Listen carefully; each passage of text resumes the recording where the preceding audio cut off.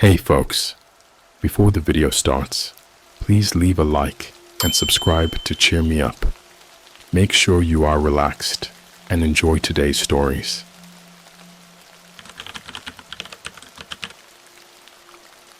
The next night, two men with black suits knocked on my door.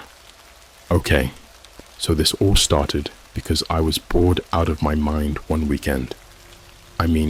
I've always been fascinated by weird stuff online. Creepy forums, obscure subreddits, that kind of thing. But what I found on the dark web that night took it to a whole new level. I was deep into a rabbit hole of obscure sites, not really looking for anything specific. Just exploring, you know? That's when I stumbled upon this site claiming to sell non-existing colors. I laughed at first, thinking it was just another scam, but curiosity got the best of me. The site was bare bones, just some text and a few links. No images, nothing fancy. Just this bizarre promise of colors no human has ever seen. The description was almost poetic, talking about how these colors could change your perception of reality, make you see the world in a whole new light. They even warned about potential side effects, but didn't specify what they were. The whole thing sounded like bullshit, but I was intrigued. Against my better judgment, I went ahead and made a purchase. The cost was surprisingly low, only a few $100 in Bitcoin. I figured, worst case, I'd be out some money, but gain a weird story to tell. The confirmation email said my colors would arrive in 5 business days, whatever that meant. Fast forward to 3 days later, and a small nondescript package shows up at my door. No return address, just my name scrawled in barely legible handwriting. Inside the box was a single, unmarked vial filled with a strange, iridescent liquid. It looked like nothing I'd ever seen before, shifting and changing colors as I turned it in the light. I decided to test it out immediately. How often do you get a chance to see a color that doesn't exist? I poured a few drops onto a white piece of paper and stared at it. At first, nothing happened. Then slowly, the color began to spread across the paper, morphing and shifting in ways that defied logic. It was like my brain couldn't process what I was seeing. The color was beautiful and terrifying. At the same time, it felt like it was burrowing into my mind, rewiring my thoughts. I had to look away, but even after I did, I could still see it, burned into my vision like an after image. That night, I had the worst nightmares of my life. Twisted, grotesque visions of things I can barely describe. Shadowy figures with too many limbs, faces that melted and reformed, eyes everywhere. I woke up drenched in sweat, my heart pounding. The color was there in my dreams too, shifting and changing, never staying the same. The next day, I couldn't shake the feeling that I was being watched. Every time I turned around, I half expected to see one of those shadowy figures from my dreams. My paranoia grew throughout the day, to the point where I could barely function. I kept telling myself it was just my mind playing tricks on me, but it didn't help. That evening, as I was trying to calm down and convince myself it was all in my head, there was a knock at my door. I wasn't expecting anyone, so I hesitated before answering. Peering through the peephole, I saw 2 men standing there, dressed in black suits. They looked like something out of a bad spy movie, completely out of place in my suburban neighborhood. I opened the door, just a crack, keeping the chain latched. "Can I help you?" I asked, trying to keep my voice steady. "We need to talk," one of them said. His voice was flat, emotionless. "About what?" I replied, my heart racing. "About the colors," the other one said. He had the same emotionless tone. "May we come in?" I didn't know what to do. My mind was screaming at me to slam the door and lock it, but something in their eyes stopped me. They weren't just any men.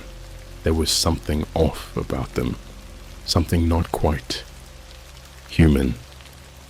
I don't know what you're talking about, I said, trying to sound convincing. Don't lie, the first one said. We know what you bought, and we know you've used it. We need to come in and talk. Before I could react, they pushed the door open with a surprising force. The chain snapped like it was made of paper. They stepped inside, closing the door behind them. The air around them seemed to grow colder, and I felt a chill run down my spine. One of them reached into his pocket and pulled out a small black device.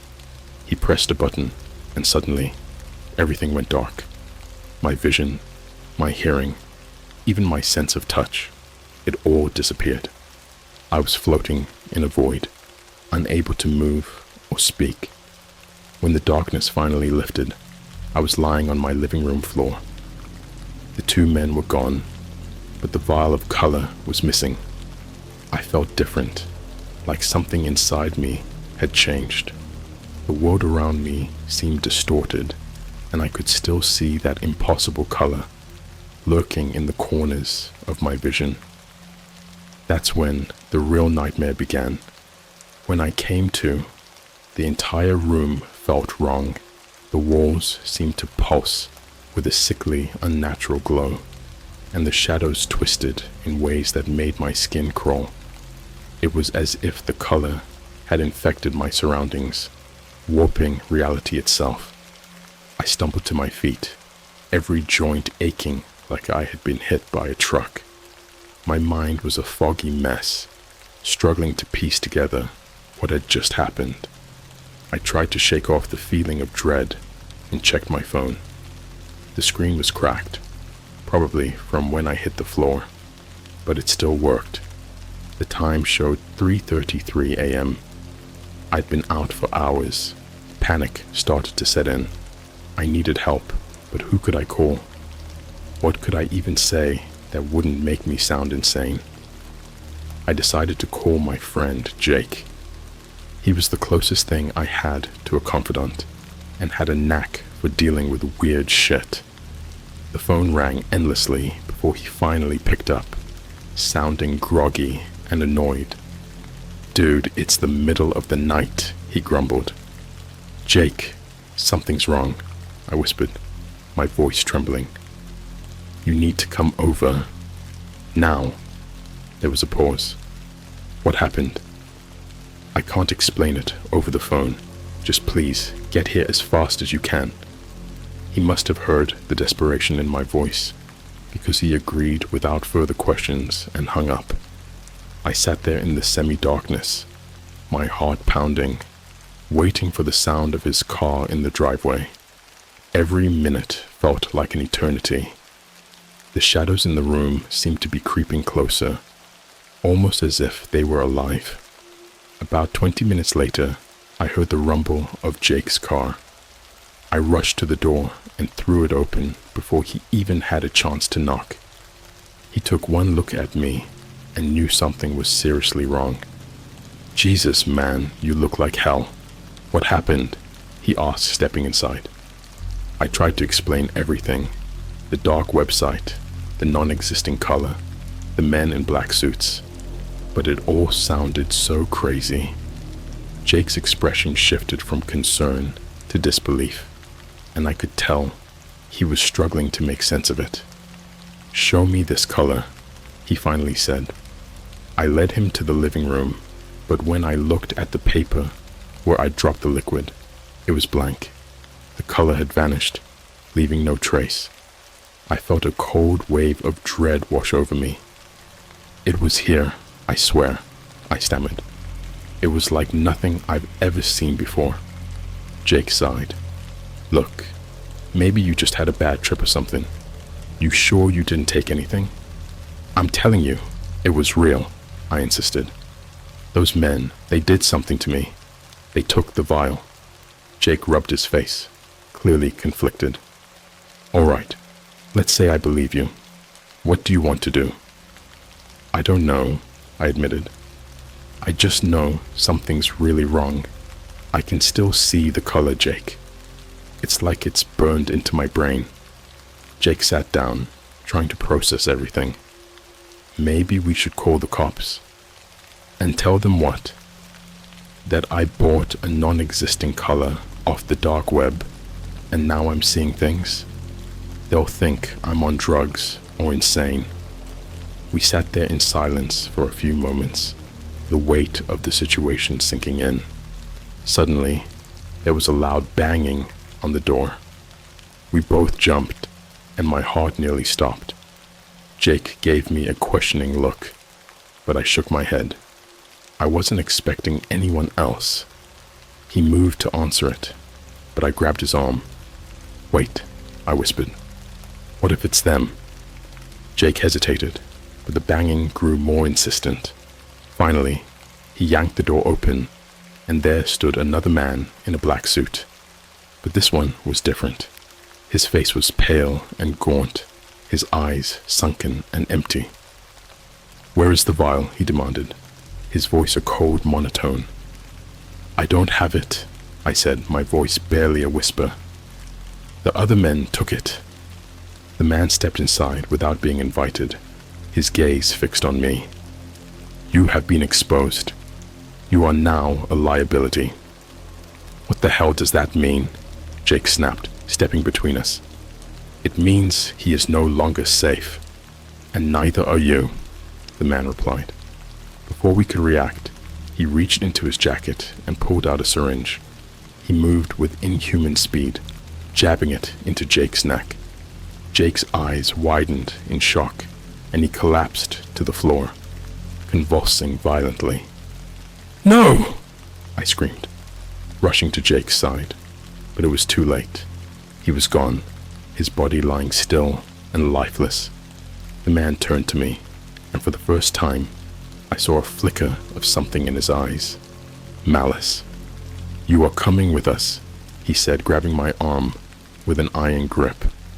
I tried to fight, but he was impossibly strong.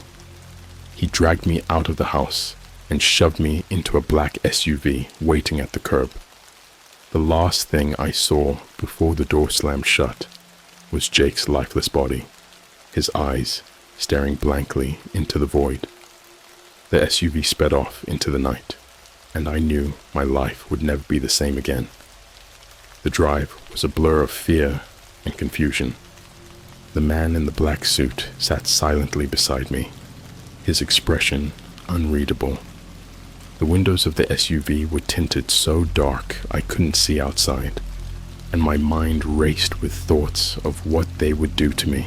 I had no idea where we were going, but every turn felt like it was taking me further from any hope of escape. After what felt like hours, we pulled up to a large, nondescript building in the middle of nowhere. The man yanked me out of the vehicle and dragged me inside. The place reeked of antiseptic and something else, something metallic and bitter. My stomach churned as we moved through sterile hallways lit by harsh fluorescent lights. He led me to a room that looked like a cross between a laboratory and a torture chamber. Metal tables, strange instruments, and large ominous machines filled the space. In the center of the room was an operating table, complete with restraints. My heart pounded in my chest as I realized this was for me. Two other men in black suits were waiting, their faces just as cold and emotionless as the first. They strapped me to the table, ignoring my struggles and pleas. One of them pressed a button, and the table tilted back until I was almost vertical. My arms and legs were immobilized, and I could feel my pulse throbbing in my temples. One of the men stepped forward, holding a syringe filled with a dark, viscous liquid. This will help you see, he said, his voice devoid of any warmth or humanity. No, please, I begged, but it was useless. He injected the liquid into my arm, and an icy numbness spread through my veins. My vision blurred, then sharpened painfully. The room around me seemed to ripple and distort, the walls melting into shadows.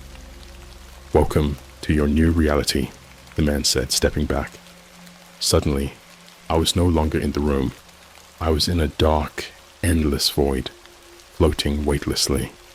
Shapes and colors that defied description swirled around me, and I felt like I was losing my mind. The impossible colors from the vial were everywhere, burning into my consciousness. I tried to scream, but no sound came out. Then I saw them, figures in the darkness watching me. They had the same eyes as the men in black suits, empty and soulless. They whispered to each other in a language I couldn't understand, but their voices were filled with malice. They pointed at me, and I felt a crushing weight of dread.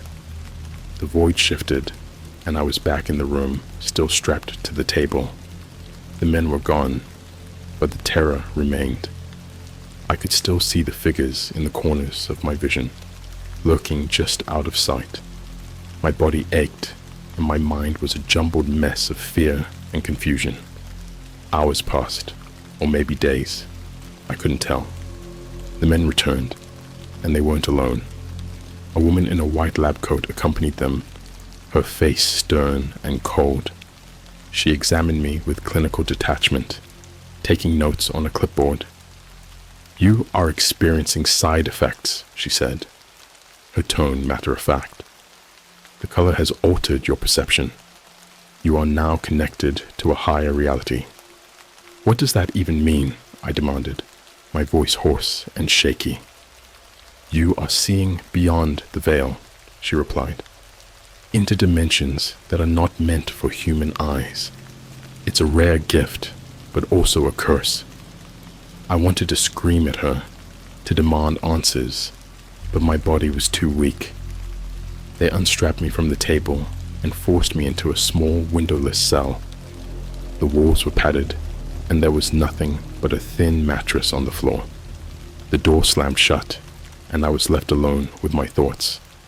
The days that followed were a blur of torment. The figures from the void appeared in my cell, whispering terrible things. They showed me visions of worlds beyond comprehension, filled with monstrous beings and twisted landscapes. Each vision was more horrifying than the last, and I felt my sanity slipping away. One night, as I lay on the mattress, trying to block out the whispers, the door to my cell creaked open. I sat up, my heart pounding. A figure stepped inside, but it wasn't one of the men in black suits. It was Jake. He looked different, his skin pale and his eyes hollow. "Jake?" I whispered, not daring to believe it. "They took me too," he said, his voice a hollow echo. "We're both trapped here, in this nightmare." I reached out to touch him, but my hand passed through his form like he was made of smoke. "What happened to you?" "They used me for their experiments," he said, "just like they're using you. But I escaped, in a way. Now I'm stuck between worlds." Tears streamed down my face. "Is there any way out?" Jake's expression was one of infinite sadness. "I don't know, but you have to try. You have to fight them." Before I could say anything else, he faded away, leaving me alone in the dark. The whispers grew louder, mocking me, filling my mind with despair. I knew I had to find a way to escape, but I didn't know if I had the strength to do it. The next day, they came for me again. The men in black suits dragged me back to the lab where the woman in the white coat was waiting. This time, they strapped me to a different machine, one that hummed with a sinister energy. "We need more data," she said, her voice cold and detached. "This will help us understand the effects of the color on your brain." As the machine powered up, I felt a surge of pain unlike anything I'd ever experienced. My mind was torn apart, every thought and memory laid bare. The impossible colors filled my vision, and the figures from the void surrounded me, their whispers now screams. I felt myself slipping away, losing touch with reality. But in the midst of the chaos, I heard Jake's voice, faint but clear. "Fight it," he urged. "Don't let them win." Drawing on every ounce of strength I had left, I focused on his voice, pushing back against the pain and the madness. The machine's hum grew louder, but I forced myself to stay conscious, to resist. Suddenly, there was a blinding flash of light, and the machine powered down. The restraint snapped open, and I fell to the floor, gasping for breath. The room was empty, the men and the woman gone. I didn't wait to question my luck. I stumbled to my feet and made my way to the door, my mind still reeling. The hallways were eerily silent as I navigated the labyrinthine building, desperately searching for an exit. Finally, I found a door that led outside. The night air was cold and crisp, a stark contrast to the sterile, suffocating environment of the lab. I ran, not looking back, my only thought to get as far away as possible. As I disappeared into the darkness, I knew I was far from safe. The color had changed me, connected me to a world I didn't understand, and the men in black suits would never stop hunting me. But for now, I was free, and I would do whatever it took to stay that way. The cold night air bit into my skin as I stumbled through the woods surrounding the building. Branches scratched at my arms and face, but I didn't care. I just had to get away. My mind was a chaotic mess of fear, pain, and the haunting whispers that still lingered from the void. I could barely keep my thoughts straight, but one thing was clear. I needed to find help. I eventually emerged from the trees onto a desolate stretch of road. There were no streetlights, no signs of civilization, just darkness.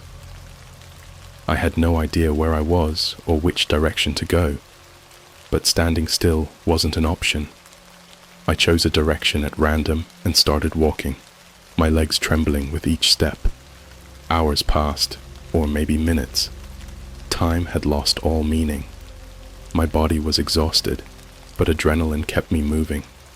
Finally, I saw headlights approaching in the distance.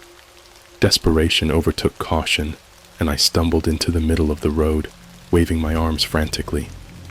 The car screeched to a halt, and the driver, a middle-aged woman with kind eyes, rolled down her window. "Are you all right?" she asked, concern evident in her voice. "Please, I need help," I gasped. "They're after me. They're going to kill me." She didn't hesitate. "Get in, quick." I collapsed into the passenger seat, barely able to buckle the seatbelt before she sped off. "Who's after you?" she asked, glancing at me with a mix of worry and fear. "It's a long story," I said, my voice shaking. "But they're not human. They did something to me, and now I can't stop seeing things." She didn't press for details, sensing I wasn't ready to explain. "I'm taking you to the hospital," she said. "You need medical attention." "No hospitals," I pleaded. "They'll find me there. Just take me somewhere safe." She nodded, understanding the urgency. "All right, there's a motel a few miles from here. We can go there and figure out what to do next." We drove in silence, the tension thick in the air. I kept glancing out the window, half expecting to see the black SUVs pursuing us. The shadows seemed to shift and writhe, playing tricks on my eyes. I knew it was the color, still affecting my mind, but it didn't make it any less terrifying. At the motel, the woman paid for a room in cash and helped me inside. The room was small and dingy, but it felt like a sanctuary compared to the nightmare I'd just escaped. I collapsed onto the bed, exhaustion finally catching up with me. "Thank you," I mumbled, barely able to keep my eyes open. "You saved my life." She smiled softly. "Get some rest. We'll figure this out in the morning." I drifted off into a fitful sleep, haunted by nightmares of the void and the men in black suits. The color was always there, lurking in the background, warping everything it touched. I woke up several times, drenched in sweat, convinced I could hear the whispers again. When morning came, I felt a little better, at least physically. The woman, whose name I learned was Linda, had brought some breakfast. I ate ravenously, realizing I hadn't had a proper meal in days. "We need to contact someone," Linda said gently. "Maybe the police, or someone who can help." I shook my head. "The police won't believe me. We need someone who understands the dark web, or whatever this is." Linda thought for a moment. "I have a friend who's into that kind of stuff. He might know what to do. I'll give him a call." She stepped outside to make the call, leaving me alone with my thoughts. I couldn't shake the feeling of being watched, and every shadow seemed to contain hidden dangers. The color was still there, faint but persistent in the corners of my vision. Linda returned a few minutes later. "My friend Mark said he'll meet us at a cafe in town. He knows some people who might be able to help." We left the motel and drove to the cafe, a small, cozy place that felt worlds away from the horrors I'd experienced. Mark was waiting for us, a scruffy guy in his 30s with an intense gaze. He listened carefully as I told him everything, his expression growing more serious with each detail. "This is bad," he said finally. "I've heard rumors about stuff like this on the dark web. Secret experiments, mind-altering substances, but nothing concrete. You're the first person I've met who's actually been through it." "Can you help me?" I asked, desperation creeping into my voice.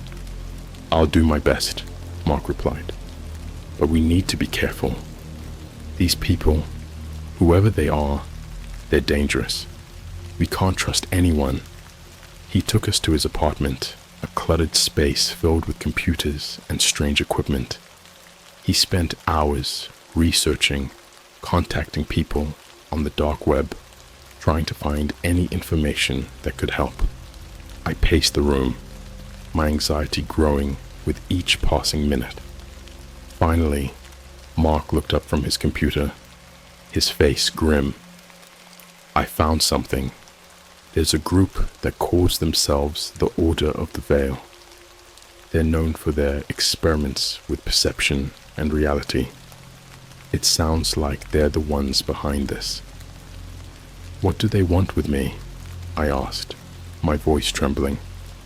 "Control," Mark said. "They believe the color you saw is a key to unlocking hidden dimensions, and they need test subjects to refine their methods. They won't stop until they have what they want."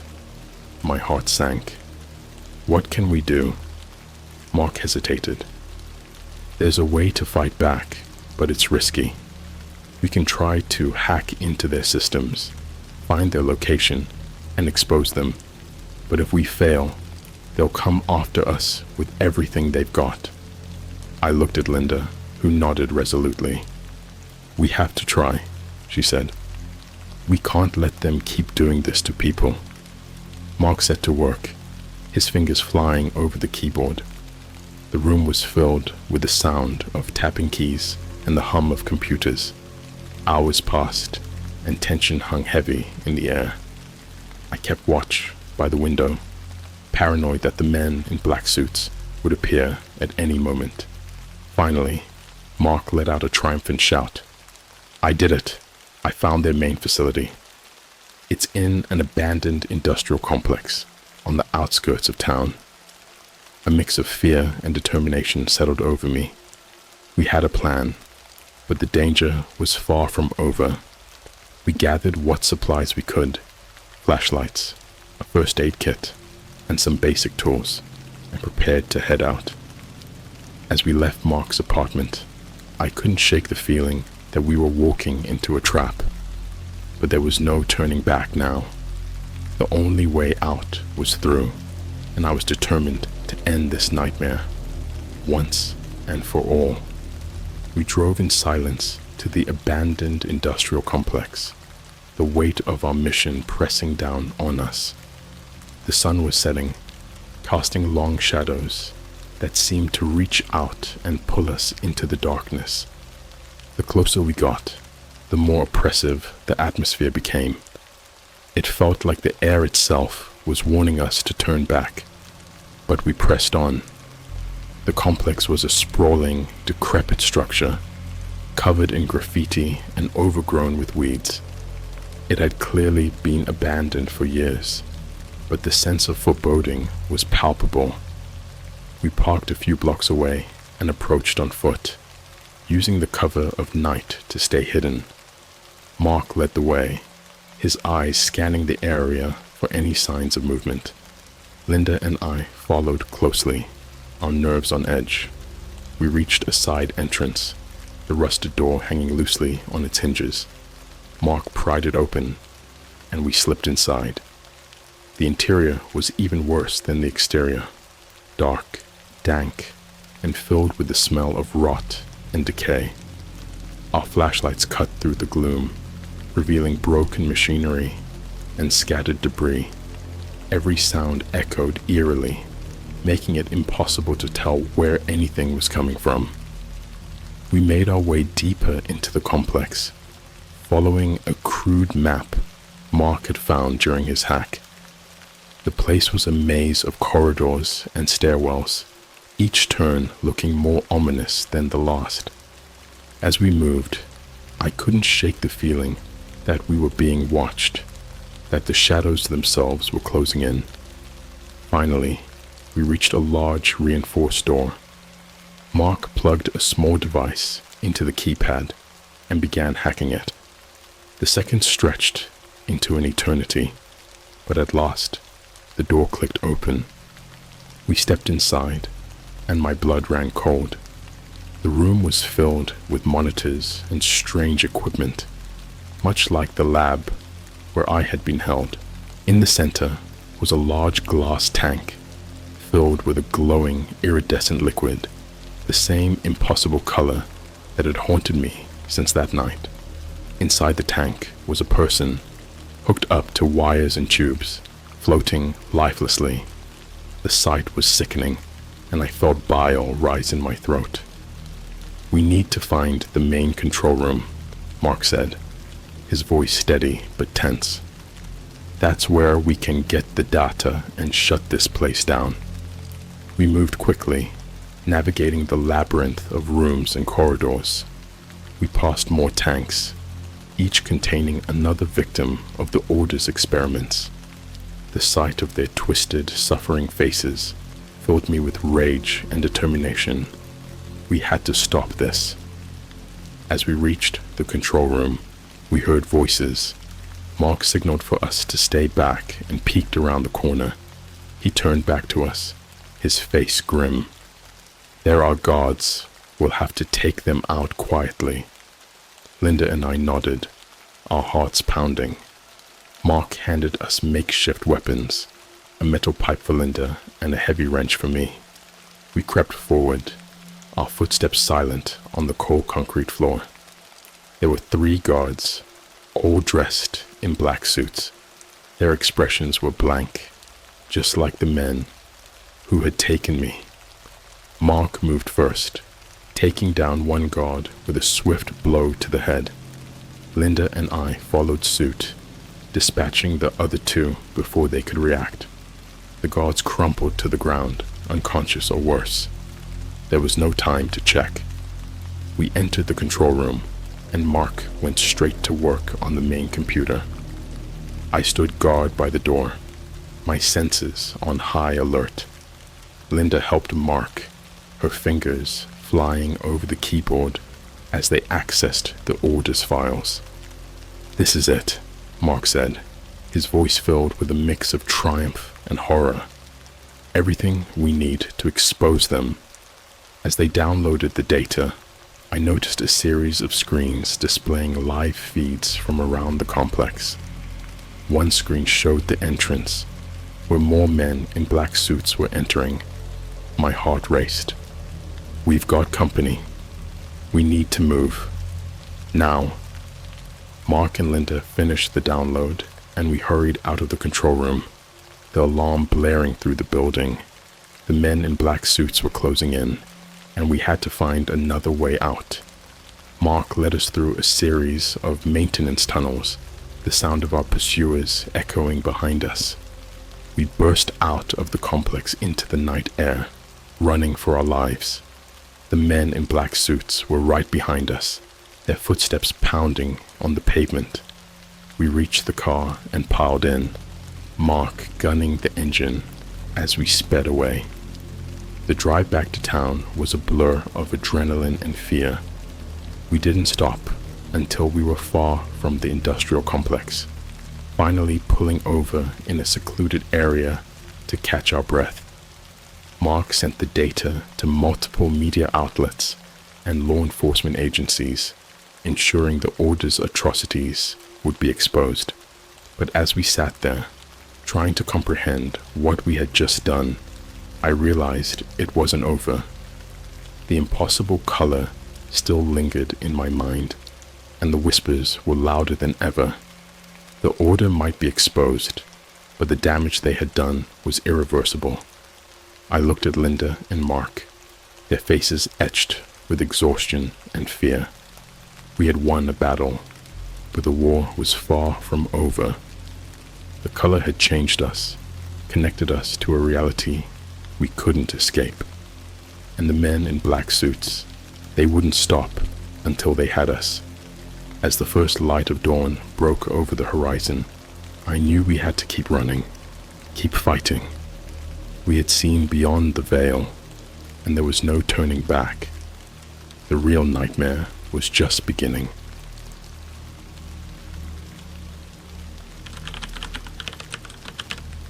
I ordered alien organs of the dark web. They changed my life. It all started as a joke, you know, just a bunch of us, bored on a Friday night, browsing the darker corners of the internet. We'd heard rumors about the dark web, but never really ventured there. That night, fueled by a mix of curiosity and a little too much beer, we decided to explore. I'm not proud of it, but we found this forum, one that promised all kinds of bizarre and illegal stuff. It wasn't hard to access once you knew where to look. As we scrolled through the listings, something caught my eye. Authentic alien organs, verified real. At first, we laughed it off. The description was full of outrageous claims about how these organs had supernatural properties. But then, my friend Jake, always the thrill seeker, dared me to buy one. Come on, Mike. How often do you get the chance to own an alien heart? He joked. Without thinking too much about it, I accepted the dare. I clicked on the listing and ordered one. The whole process was disturbingly easy. Just a few clicks, a Bitcoin transaction, and my shipping address. Done. The site promised delivery within a week. We all forgot about it after a while, moving on to other dumb antics for the night. A week later, I came home from work to find a plain, unmarked box on my doorstep. I had almost forgotten about the order. My curiosity got the better of me, and I brought the box inside. I remember my hands shaking slightly as I opened it. Inside, wrapped in layers of bubble wrap, was a small glass container, and inside that container was something. It looked like a heart, but not quite. It was larger than a human heart, with a strange, almost metallic sheen to it. It pulsed faintly, which I chalked up to my imagination. Along with the heart was a note. For optimal results, consumes within 48 hours of receipt. I laughed out loud. Consume? Yeah, right. But the note stuck with me. There was something about the way it was written that made me feel like it wasn't a joke. I put the container in my fridge, planning to show it to Jake and the others later. That night, I couldn't sleep. I kept thinking about the heart in my fridge. Around 3 a.m., I got up and went to the kitchen. The house was eerily quiet. I opened the fridge and took out the container. The heart seemed to glow faintly in the dim light. I don't know what came over me, but I opened the container and picked up the heart. It was surprisingly warm and seemed to throb gently in my hand. I remember feeling an overwhelming urge to taste it. It sounds insane, but at that moment, it made perfect sense. I took a knife from the drawer and sliced off a small piece. The flesh was tough, but I managed to cut through it. I hesitated for a moment before popping the piece into my mouth. The taste was indescribable. It was unlike anything I'd ever tasted before. Rich, metallic, and oddly satisfying. Before I knew it, I had eaten half of the heart. That's when the pain started. It was like a burning sensation in my chest, spreading out to my limbs. I collapsed on the kitchen floor, clutching my chest. The pain was so intense that I blacked out. When I woke up, it was morning. I was lying on the kitchen floor, covered in sweat. The container was empty, the remaining heart gone.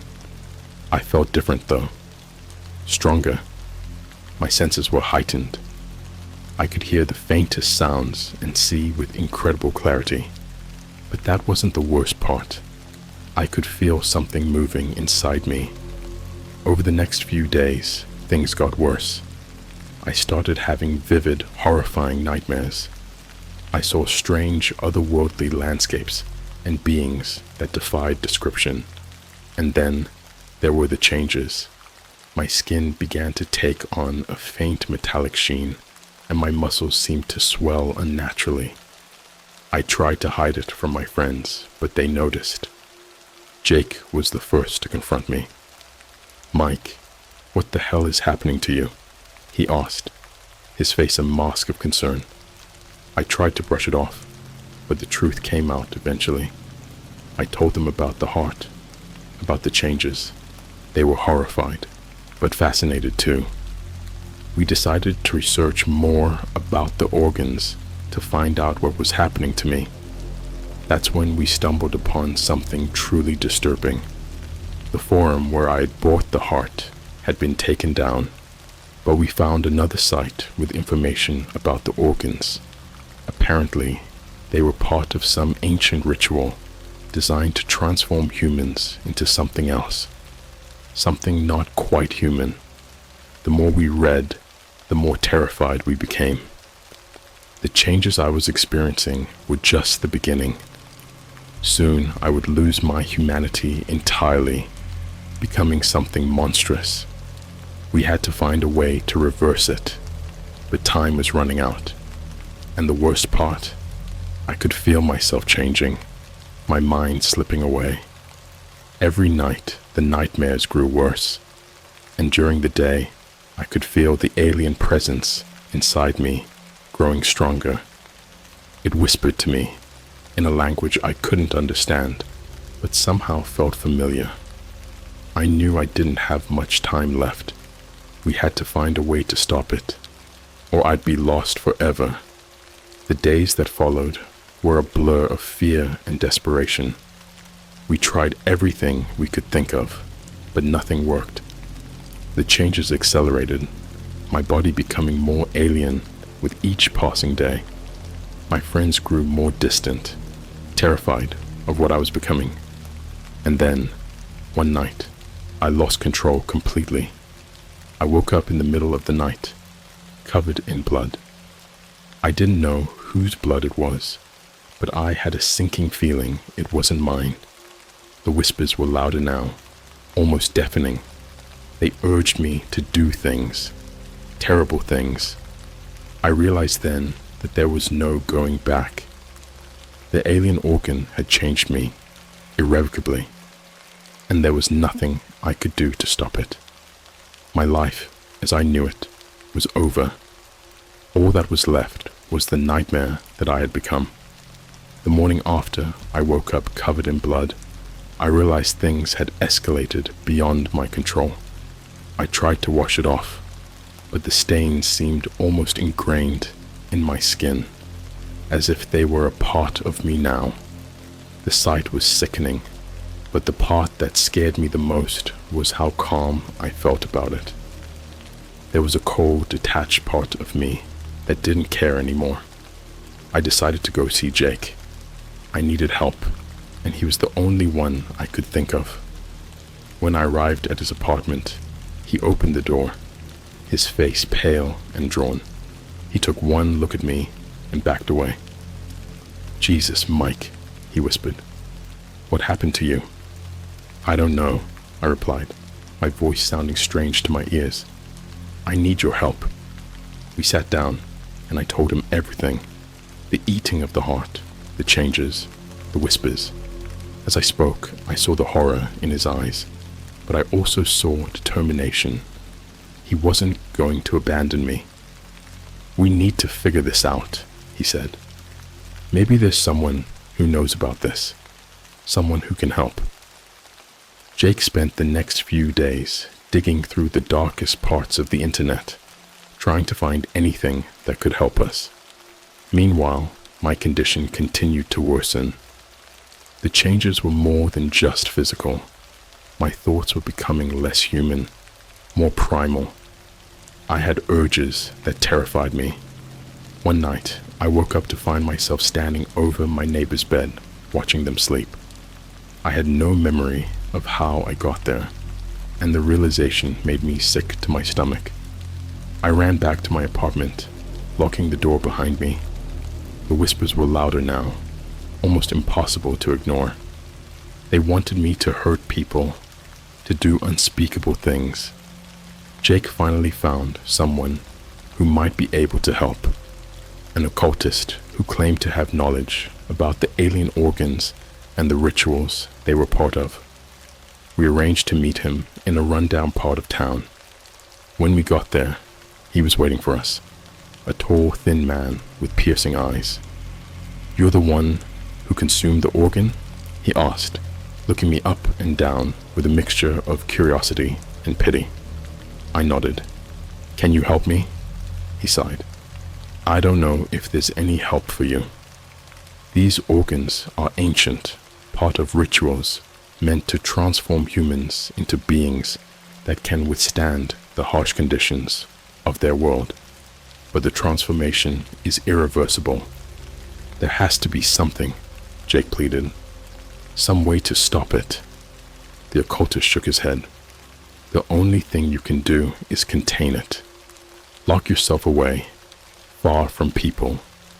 If the transformation completes, you'll become a danger to everyone around you." I felt a wave of despair wash over me. Contain it? How was I supposed to live like that? But deep down, I knew he was right. I was already becoming a danger. I could feel the alien presence inside me growing stronger every day. We left the meeting with heavy hearts. Jake insisted on helping me find a place to hide. We drove out to an old abandoned cabin in the woods. It was far from civilization, and I hoped it would be enough to keep others safe from me. The first few days in the cabin were a blur of pain and fear. The changes continued, my body becoming more alien with each passing day. I lost track of time, my mind slipping further and further away. The whispers were relentless now, driving me to the brink of madness. One night, I woke up to find myself outside, standing in the moonlight. I was covered in blood again, but this time, I knew it wasn't human. I had slaughtered a deer, its remains scattered around me. The sight was both horrifying and strangely satisfying. I realized then that the alien presence was taking over completely. My humanity was slipping away, replaced by something monstrous. I spent my days in a state of numbness, trying to hold on to the last shreds of my sanity. Jake visited occasionally, bringing supplies and checking on me, but even he seemed to be losing hope. He saw the changes in me, the way my skin shimmered in the light, the way my eyes glowed with an unnatural hue. One night, as Jake was leaving, he turned to me with a look of desperation. "Oh, Mike, I don't know how much longer I can do this. You're not the same person anymore." "I know," I replied, my voice hollow, "but I can't do this alone." He nodded, tears in his eyes. "I'll keep coming, as long as I can." The days turned into weeks, and the changes continued. My body was almost completely alien now, my mind a jumble of human memories and alien instincts. I could feel the transformation nearing completion, and I knew there was no turning back. One night, I had a nightmare unlike any other. I was standing on a barren, desolate planet, surrounded by towering, otherworldly structures. The sky was a sickly green, and the air was thick with a strange metallic taste.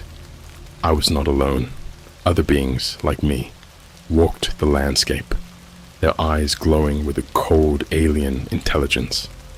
They looked at me, and I felt a sense of belonging, a connection that terrified me. I woke up screaming, my body covered in a cold sweat. The whispers were louder than ever, urging me to join them, to embrace my new identity.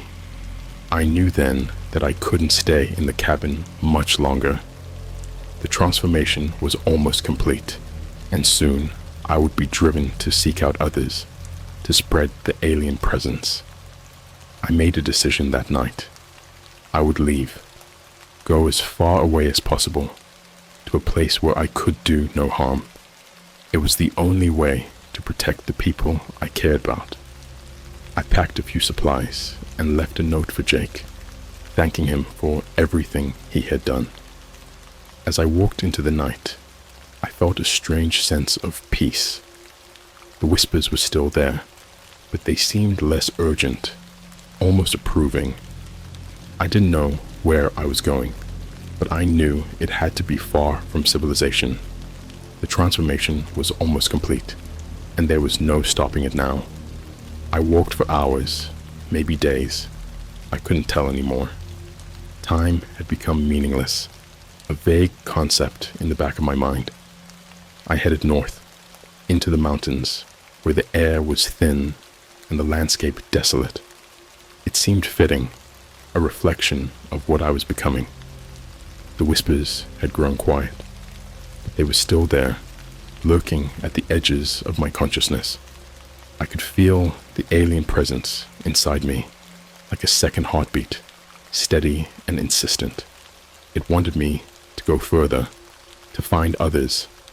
I fought against it, trying to hold on to the last fragments of my humanity. I found a cave high up in the mountains and decided to make it my home. It was cold and dark, but it provided shelter, and more importantly, isolation. I knew I was a danger to anyone I encountered, and the thought of hurting someone else was unbearable. Days blended into nights, and I lost track of time entirely. My body continued to change, muscles swelling, skin hardening into a metallic sheen. My senses were heightened to an almost unbearable degree. I could hear the faintest rustle of leaves, smell the blood of animals miles away. It was a constant barrage of stimuli that left me on edge, struggling to maintain control. One night, as I lay in the darkness of the cave, I heard footsteps approaching. At first, I thought I was imagining it, but then I saw the faint glow of a flashlight. Panic surged through me. I had come here to be alone, to keep others safe from me. Whoever was out there was in grave danger. I moved deeper into the cave, hoping they would leave, but the footsteps grew closer. A voice called out, echoing off the stone walls. "Mike, Mike, are you here?" It was Jake. Of course it was Jake. He must have found my note and decided to come after me. I felt a mixture of relief and terror. Relief that I wasn't alone, that someone still cared. Terror, because I knew what I was capable of now. "Jake, go away!" I shouted, my voice echoing in the confined space. "You need to leave." "Mike, I can't do that," he replied, his voice steady but filled with concern. "I'm not leaving you out here alone." I could hear him moving closer, his footsteps cautious. The flashlight beam danced around the cave, illuminating the rough stone walls. I backed away, deeper into the shadows. "You don't understand," I said, my voice cracking. "I'm dangerous. I've changed. You need to go, now." "I know you're scared," Jake said, his voice soft. "But we can find a way to fix this. There has to be a way." "There isn't," I screamed, the alien presence surging within me. "You can't help me. No one can." Jake's face appeared in the flashlight's beam, his eyes wide with shock as he saw me. I must have looked monstrous, a twisted version of the person he once knew. But he didn't back away. He stepped closer, reaching out a hand.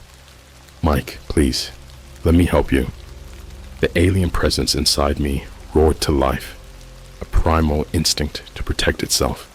I felt my body move without my control, lunging towards Jake. He stumbled backward, falling to the ground. The flashlight rolled away, casting eerie shadows on the cave walls.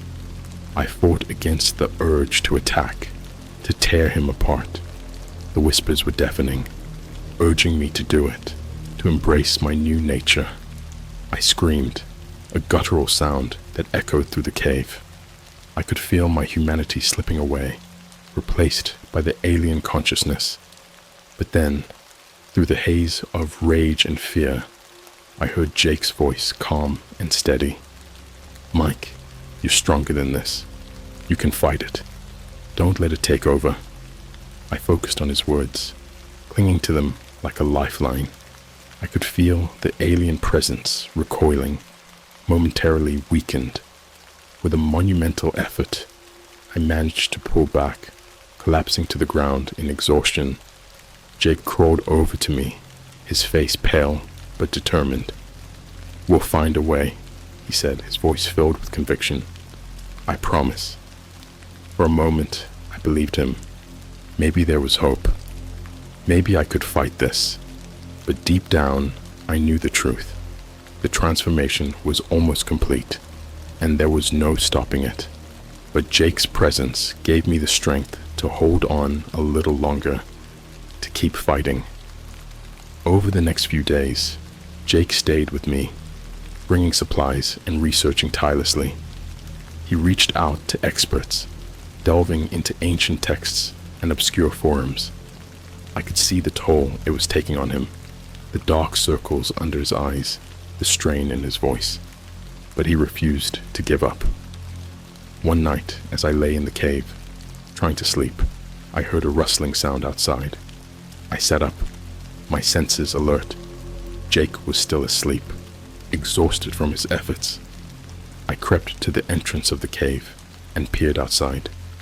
In the moonlight, I saw a figure standing at the edge of the clearing. It was tall and thin, with glowing eyes that pierced the darkness. My heart raced as I realized it was another one, another being like me. It had found me. The figure stepped forward, its movement smooth and unnatural. I felt the alien presence within me respond, a strange sense of recognition. It was calling to me, urging me to join it. I backed away, the fear overwhelming. I couldn't let it take me. I couldn't let it find Jake. I turned and ran back into the cave, shaking Jake awake. "Jake, we need to go, now." He blinked at me, confused and groggy. "What? What's happening?" "There's another one out there. It's found me. We need to leave before it's too late." Jake scrambled to his feet, grabbing the flashlight and our supplies. We hurried out of the cave, the darkness pressing in around us. I could feel the other being's presence behind us, a relentless force that wouldn't be stopped. We ran through the forest, the the trees looming like specters in the night. My enhanced senses allowed me to navigate, but I could feel my strength waning. The transformation was nearly complete, and I didn't know how much longer I could fight it. As we reached the edge of the forest, Jake stumbled, falling to the ground. I turned back, helping him to his feet. In the distance, I could see the glowing eyes of the other being, drawing closer. "We need to split up," I said, desperation in my voice. "It's me it wants. I'll lead it away. You need to get to safety." Jake shook his head, tears in his eyes. "No, Mike, I'm not leaving you. You have to," I insisted. "You're the only one who can find a way to stop this. Please, Jake, go." He hesitated, then nodded, his face set in determination. "I'll find a way, Mike. I promise." With that, he turned and ran, disappearing into the darkness. I watched him go, a sense of finality settling over me. Then I turned to face the other being, my resolve hardening. If this was the end, I would go down fighting. As the glowing eyes drew closer, I felt the alien presence within me surge, a final push for control. But I fought back, summoning every ounce of strength I had left. This was my body, my mind, and I would not go quietly. The other being closed in, its eyes glowing with an unearthly light. I could feel the power radiating off it, a raw primal energy that made my skin crawl. The whispers inside my head grew louder, more insistent, urging me to join it, to give in. But I wouldn't. I couldn't. The forest around us was silent, as if nature itself held its breath in anticipation. I could see the creature clearly now. Its body was a twisted reflection of my own, metallic and sinewy, muscles bulging unnaturally. It moved with a predatory grace, every step deliberate, its gaze locked onto me. I backed away slowly, trying to buy time, to think of a plan. My mind raced, adrenaline pumping through my veins. I knew I couldn't run forever. This thing would catch me eventually. I had to confront it, find a way to end this. As it drew closer, I could feel its presence inside my mind, a dark, probing force. It was trying to communicate, to merge our consciousnesses. I resisted, pushing back with all my willpower. The effort left me dizzy, my vision blurring. "Why are you doing this?" I shouted, my voice echoing through the trees. "What do you want from me?" The creature paused, tilting its head as if considering my words. When it spoke, its voice was a guttural rasp, like metal scraping against metal. "Join us," it said. "Become one." The words sent a shiver down my spine. I could feel the alien presence inside me respond, eager, almost desperate. But I forced it down, clinging to my humanity. "No," I said, my voice trembling but firm. "I won't become like you." The creature hissed, a sound of frustration and anger. It lunged at me, moving with blinding speed. I barely had time to react, throwing myself to the side. Its claws slashed through the air, missing me by inches. I scrambled to my feet, my heart pounding in my chest. The creature turned to face me, its eyes burning with fury. I knew I couldn't outrun it. I had to fight. I grabbed a fallen branch from the ground, brandishing it like a makeshift weapon. The creature snarled, its lips peeling back to reveal rows of sharp, glistening teeth. It charged again, and this time I was ready. I swung the branch with all my strength, catching it across the face. It staggered, more from surprise than pain. I pressed the advantage, swinging again and again, driving it back, but it recovered quickly, its movements becoming more fluid, more calculated. The branch snapped in half as it blocked one of my swings, and I was left defenseless. The creature lunged, and I felt its claws dig into my shoulder, a searing pain that made me cry out. It lifted me off the ground, its grip unyielding. For a moment, I thought it was over. The pain was excruciating, and I could feel my strength fading. But then, something inside me snapped.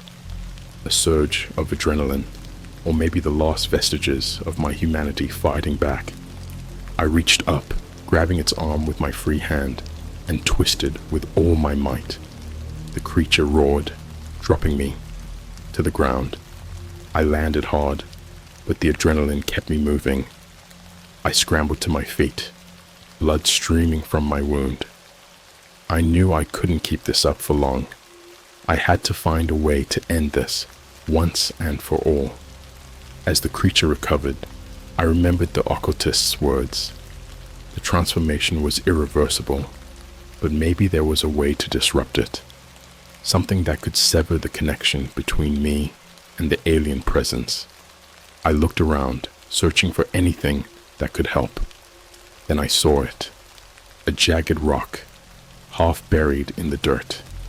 I grabbed it, the edges cutting into my palm.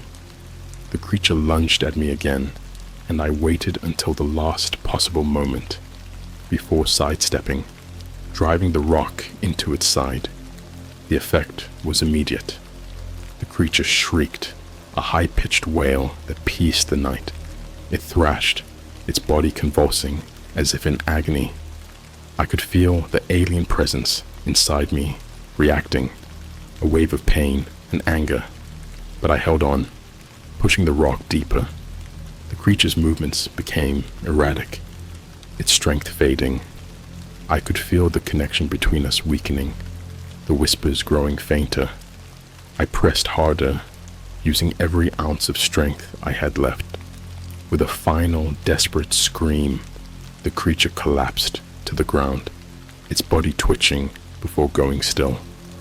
I staggered back, panting, my vision swimming. The pain in my shoulder was unbearable, but I could feel the alien presence fading, receding into the background. I dropped to my knees, exhaustion washing over me. I had done it.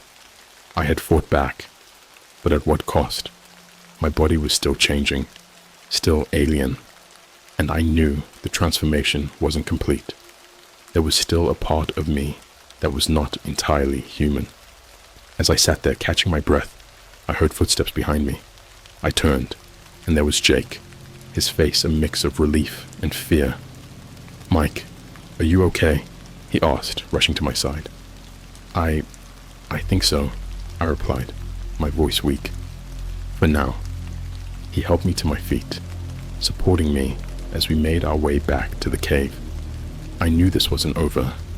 The alien presence was still there, lurking in the shadows of my mind.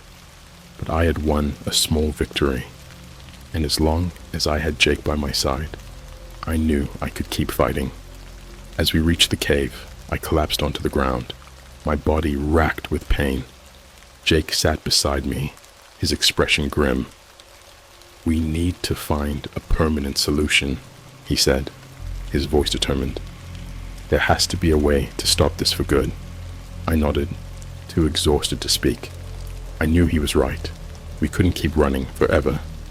But for now, I was just grateful to be alive. The next morning, I woke up to find Jake already at work, his laptop open, surrounded by books and printouts. He looked exhausted, but there was a determined fire in his eyes. I struggled to sit up, the pain in my shoulder a constant reminder of the previous night's battle.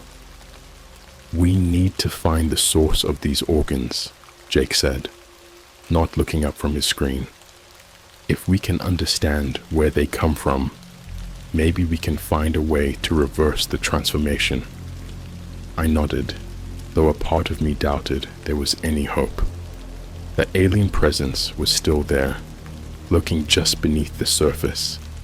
But for the first time in weeks, I felt a glimmer of control. It was fragile, but it was something. Jake had found references to an ancient cult, one that worshipped extraterrestrial beings and believed in the power of these organs to transcend humanity.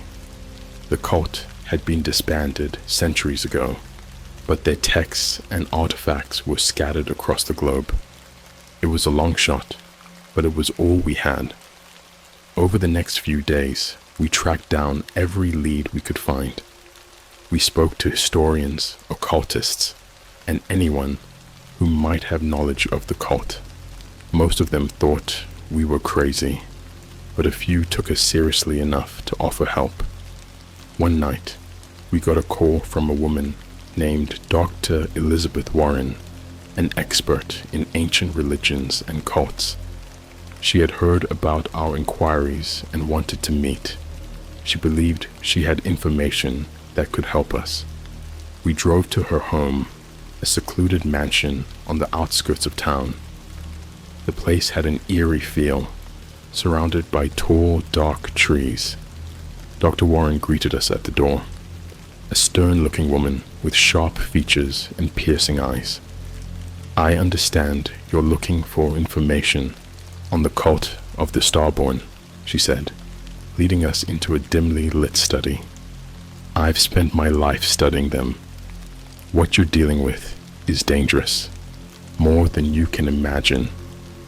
We need to know how to stop it," I said, desperation in my voice. "Is there a way to reverse the transformation?" Dr. Warren studied me for a moment, her expression unreadable. "There is a way, but it's risky. The cult believed in a ritual, one that could sever the connection between the host and the alien presence. But it requires a significant sacrifice." "What kind of sacrifice?" Jake asked, his voice tense. "The ritual requires the blood of the transformed," she said. "A lot of it. The host must be willing to bleed nearly to death to weaken the alien presence enough to sever the bond." My heart sank. The thought of going through more pain, of nearly dying, was terrifying. But what choice did I have? If this was the only way to reclaim my humanity, I had to try. "Tell me what to do," I said, my voice steady despite the fear.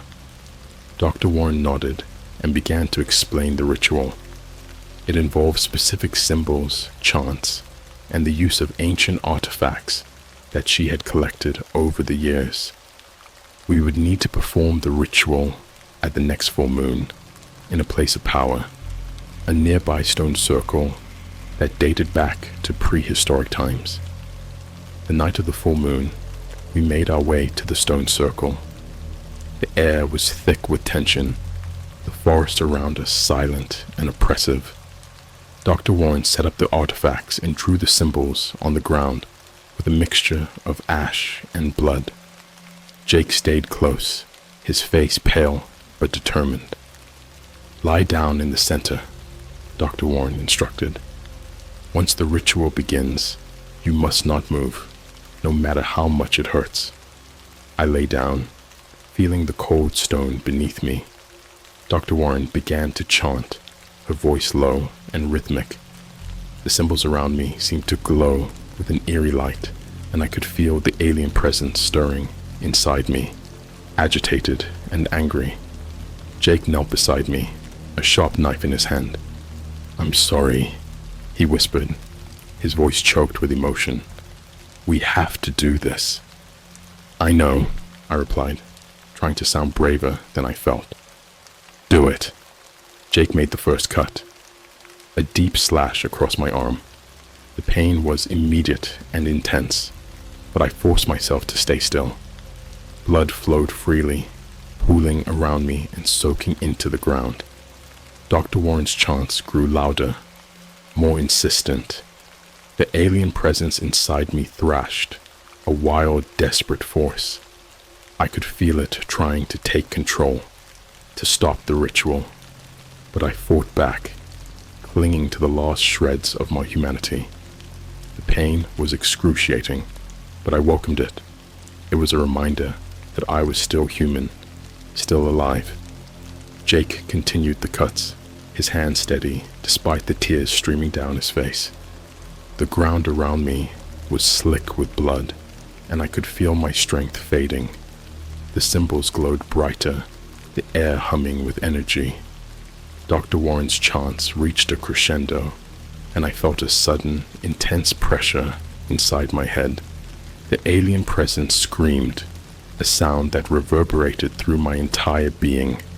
It was a battle of wills, and I could feel myself slipping. But then, something changed.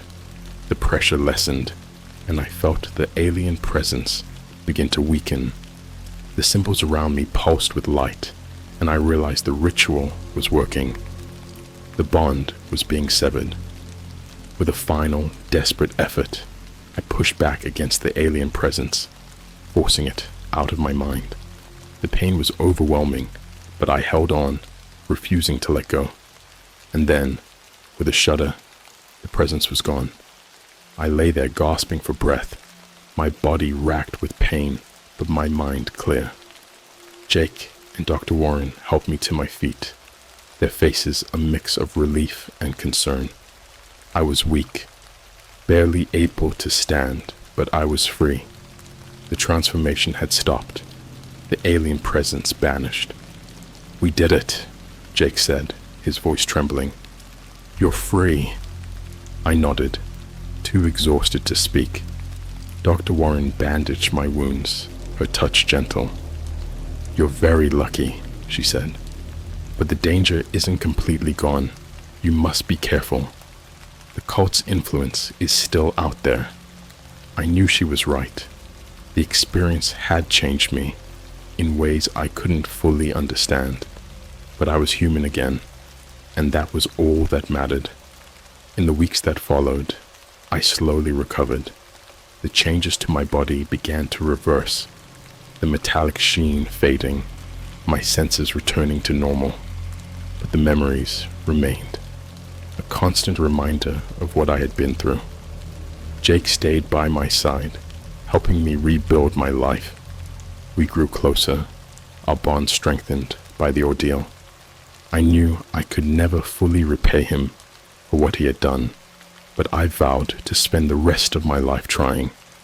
And as for the dark web and the alien organs, I wanted nothing more to do with them.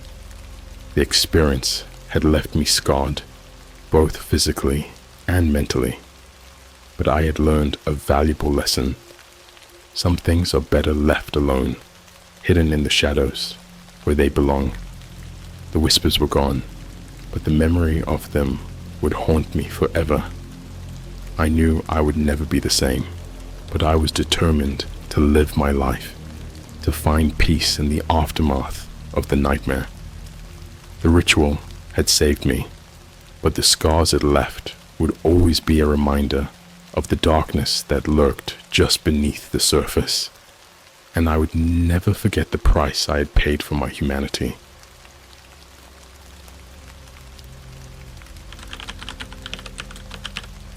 I bought magic rock from the dark web and played the Ouija board trying to get my dead sister back. The next night, she was standing with black eyes in front of the mirror. "Hey Reddit, I need to get this off my chest. I know it sounds insane, but I'm not making any of this up. I'm still shaking while typing this. Last month, I hit rock bottom. My little sister, Emily, passed away in a car accident a year ago, and it shattered my family. She was only 15. We were super close, and I just couldn't cope with her being gone. My parents tried to move on, but I was stuck. Every night, I saw her face in my dreams, heard her laugh, and it was driving me crazy. I needed to do something, anything, to feel close to her again. I started dabbling in the dark web out of desperation. Yeah, I know, stupid move, but grief does weird things to you. I came across this weird forum where people were talking about like all kinds of supernatural shit. One guy was selling what he called a soul stone. He claimed it could connect you with the dead. It sounded like bullshit, but I was desperate. I paid $500 in Bitcoin and waited.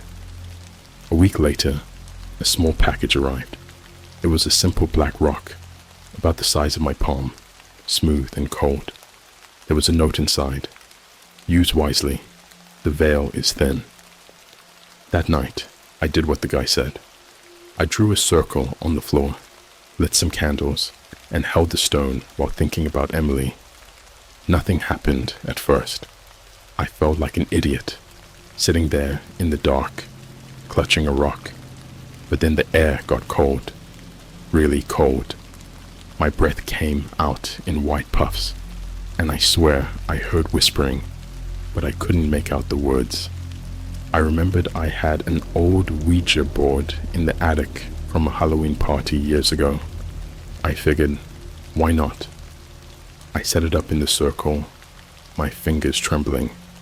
I placed the planchette on the board and asked, Emily, are you there? The planchette didn't move.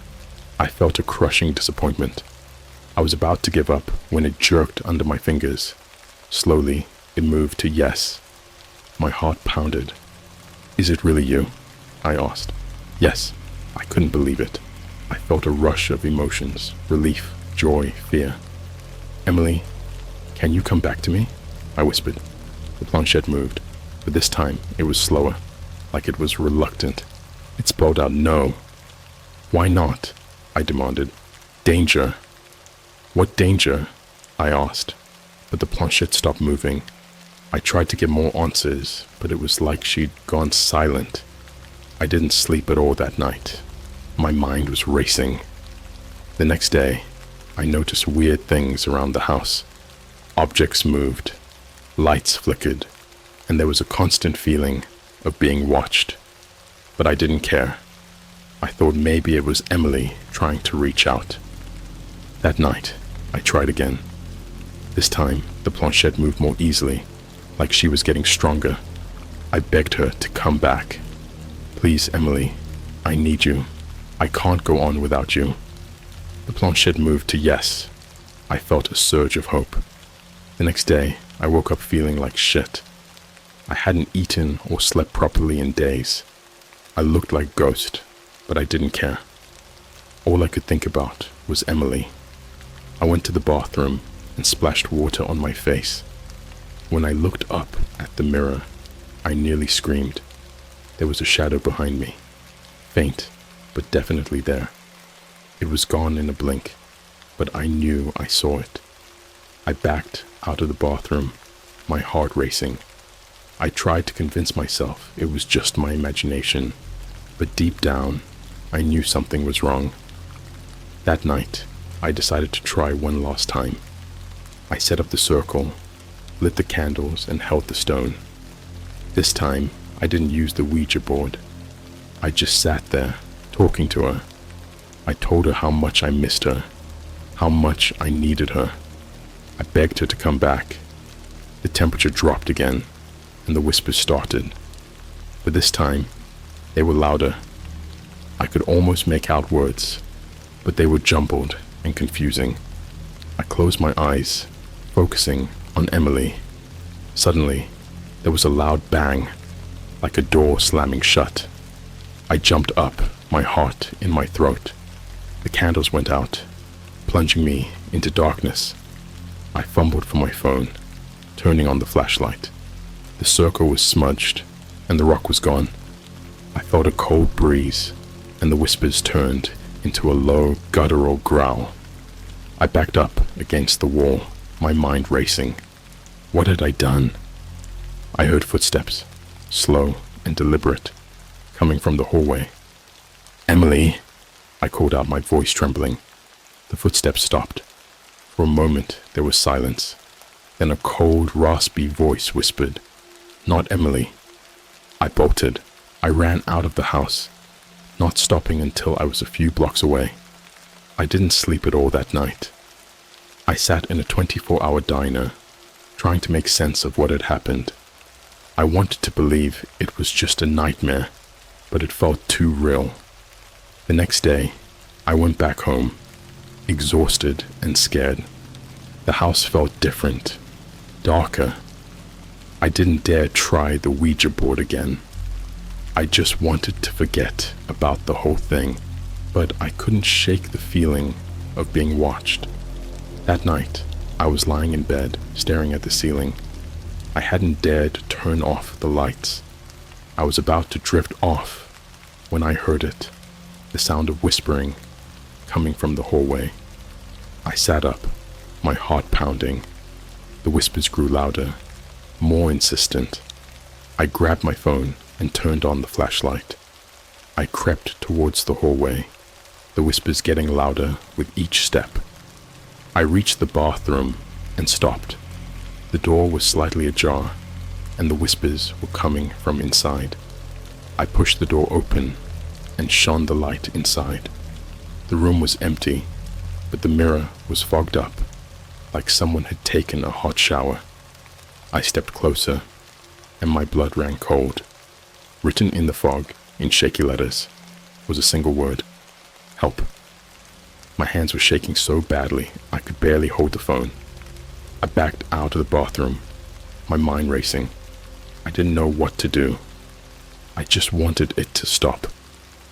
I went back to my room and sat on the bed, trying to calm down, but the whispers followed me. They were all around me, growing louder and louder. I clamped my hands over my ears, but it didn't help.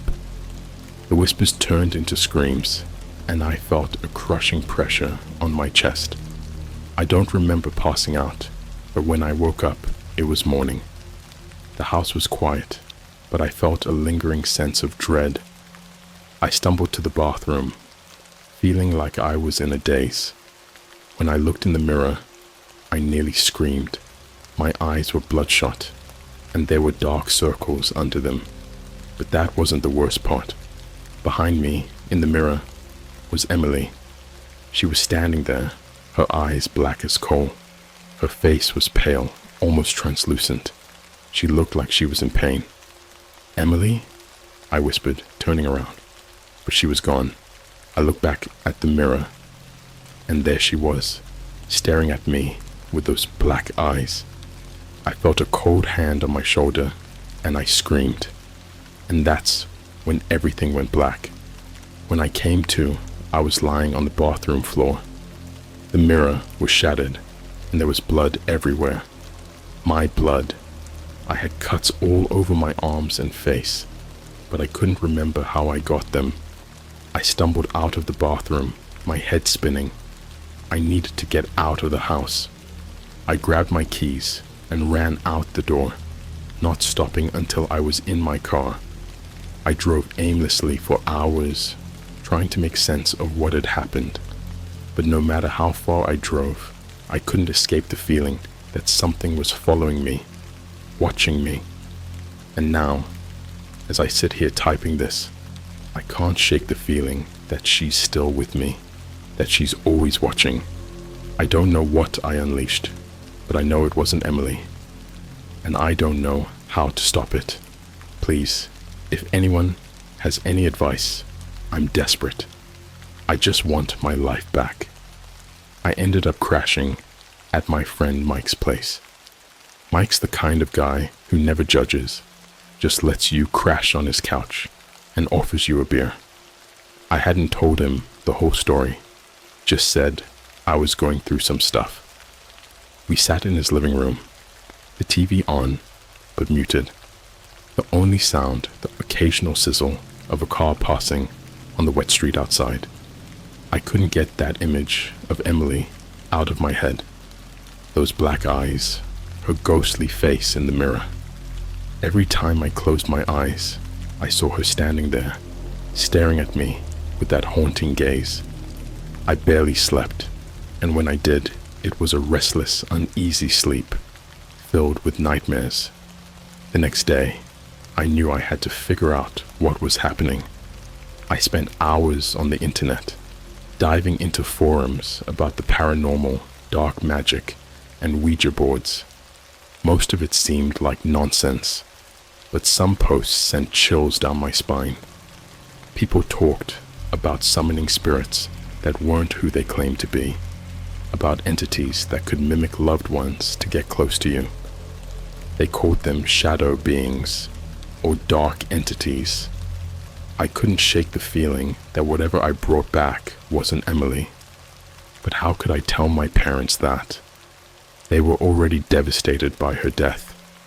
I didn't want to drag them into this nightmare.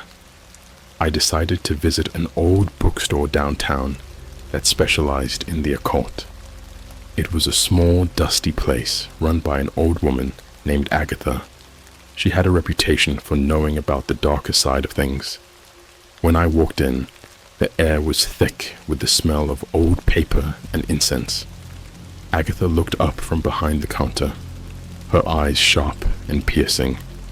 "You look like a man with a heavy burden," she said, her voice raspy. I nodded and told her everything about Emily, the dark web, the soul stone, the Ouija board, and the shadow in the mirror. She listened without interrupting, her expression growing more serious with each detail. "You've opened a door that shouldn't be opened," she said finally, "and something has come through." I felt a lump in my throat. "How do I close it?" She shook her head. "It's not that simple. Dark entities are drawn to pain and desperation. They feed on it. You called out to your sister, and it answered. Now it has a hold on you." "What can I do?" I asked, my voice trembling. Agatha reached under the counter and pulled out an old leather-bound book. "This might help," she said, handing it to me. "It's a grimoire. It has rituals for banishing spirits and closing portals. But be warned, these rituals are not to be taken lightly. One wrong step, and you could make things worse." I thanked her and left the shop, clutching the book like a lifeline. Back at Mike's place, I pored over the pages, trying to make sense of the archaic language and complex rituals. Most of it was beyond my comprehension, but one ritual stood out. A banishing spell that required a personal item of the deceased, the soul stone, and a blood offering. I didn't like the sound of a blood offering, but I was desperate. I needed something that belonged to Emily. Her room at my parents' house had been left untouched since she died. It was painful to think about going in there, but I had no choice. That night, I waited until my parents were asleep and snuck into Emily's room. The air was heavy with dust and memories. Her bed was neatly made, her posters still on the walls. I went to her dresser and found her favorite necklace, a simple silver chain with a heart pendant. I felt a pang of grief as I held it, remembering how she used to wear it every day. Back at Mike's, I set up the ritual in his basement. It was a dingy, unfinished space, but it was the only place I could think of where we wouldn't be disturbed. I drew the circle, placed the soul stone in the center, and put Emily's necklace next to it. The book said to use a knife for the blood offering, so I grabbed a kitchen knife and made a small cut on my palm, letting a few drops of blood fall onto the stone. The air grew cold immediately, and the shadows in the room seemed to deepen. I started reciting the incantation from the book, my voice shaking. The candles flickered, and the room seemed to darken even more. I kept chanting, my eyes fixed on the soul stone. Suddenly, a loud bang echoed through the basement, like a door slamming shut. The candles went out, plunging me into darkness. I fumbled for my flashlight, but before I could turn it on, I felt a cold hand wrap around my wrist. I screamed and pulled away, scrambling to turn on the light. The flashlight flickered to life and I saw her. Emily, but it wasn't really her. Her eyes were black, and her face was twisted in a grotesque smile. She stepped towards me, her movements jerky and unnatural. "Why are you doing this?"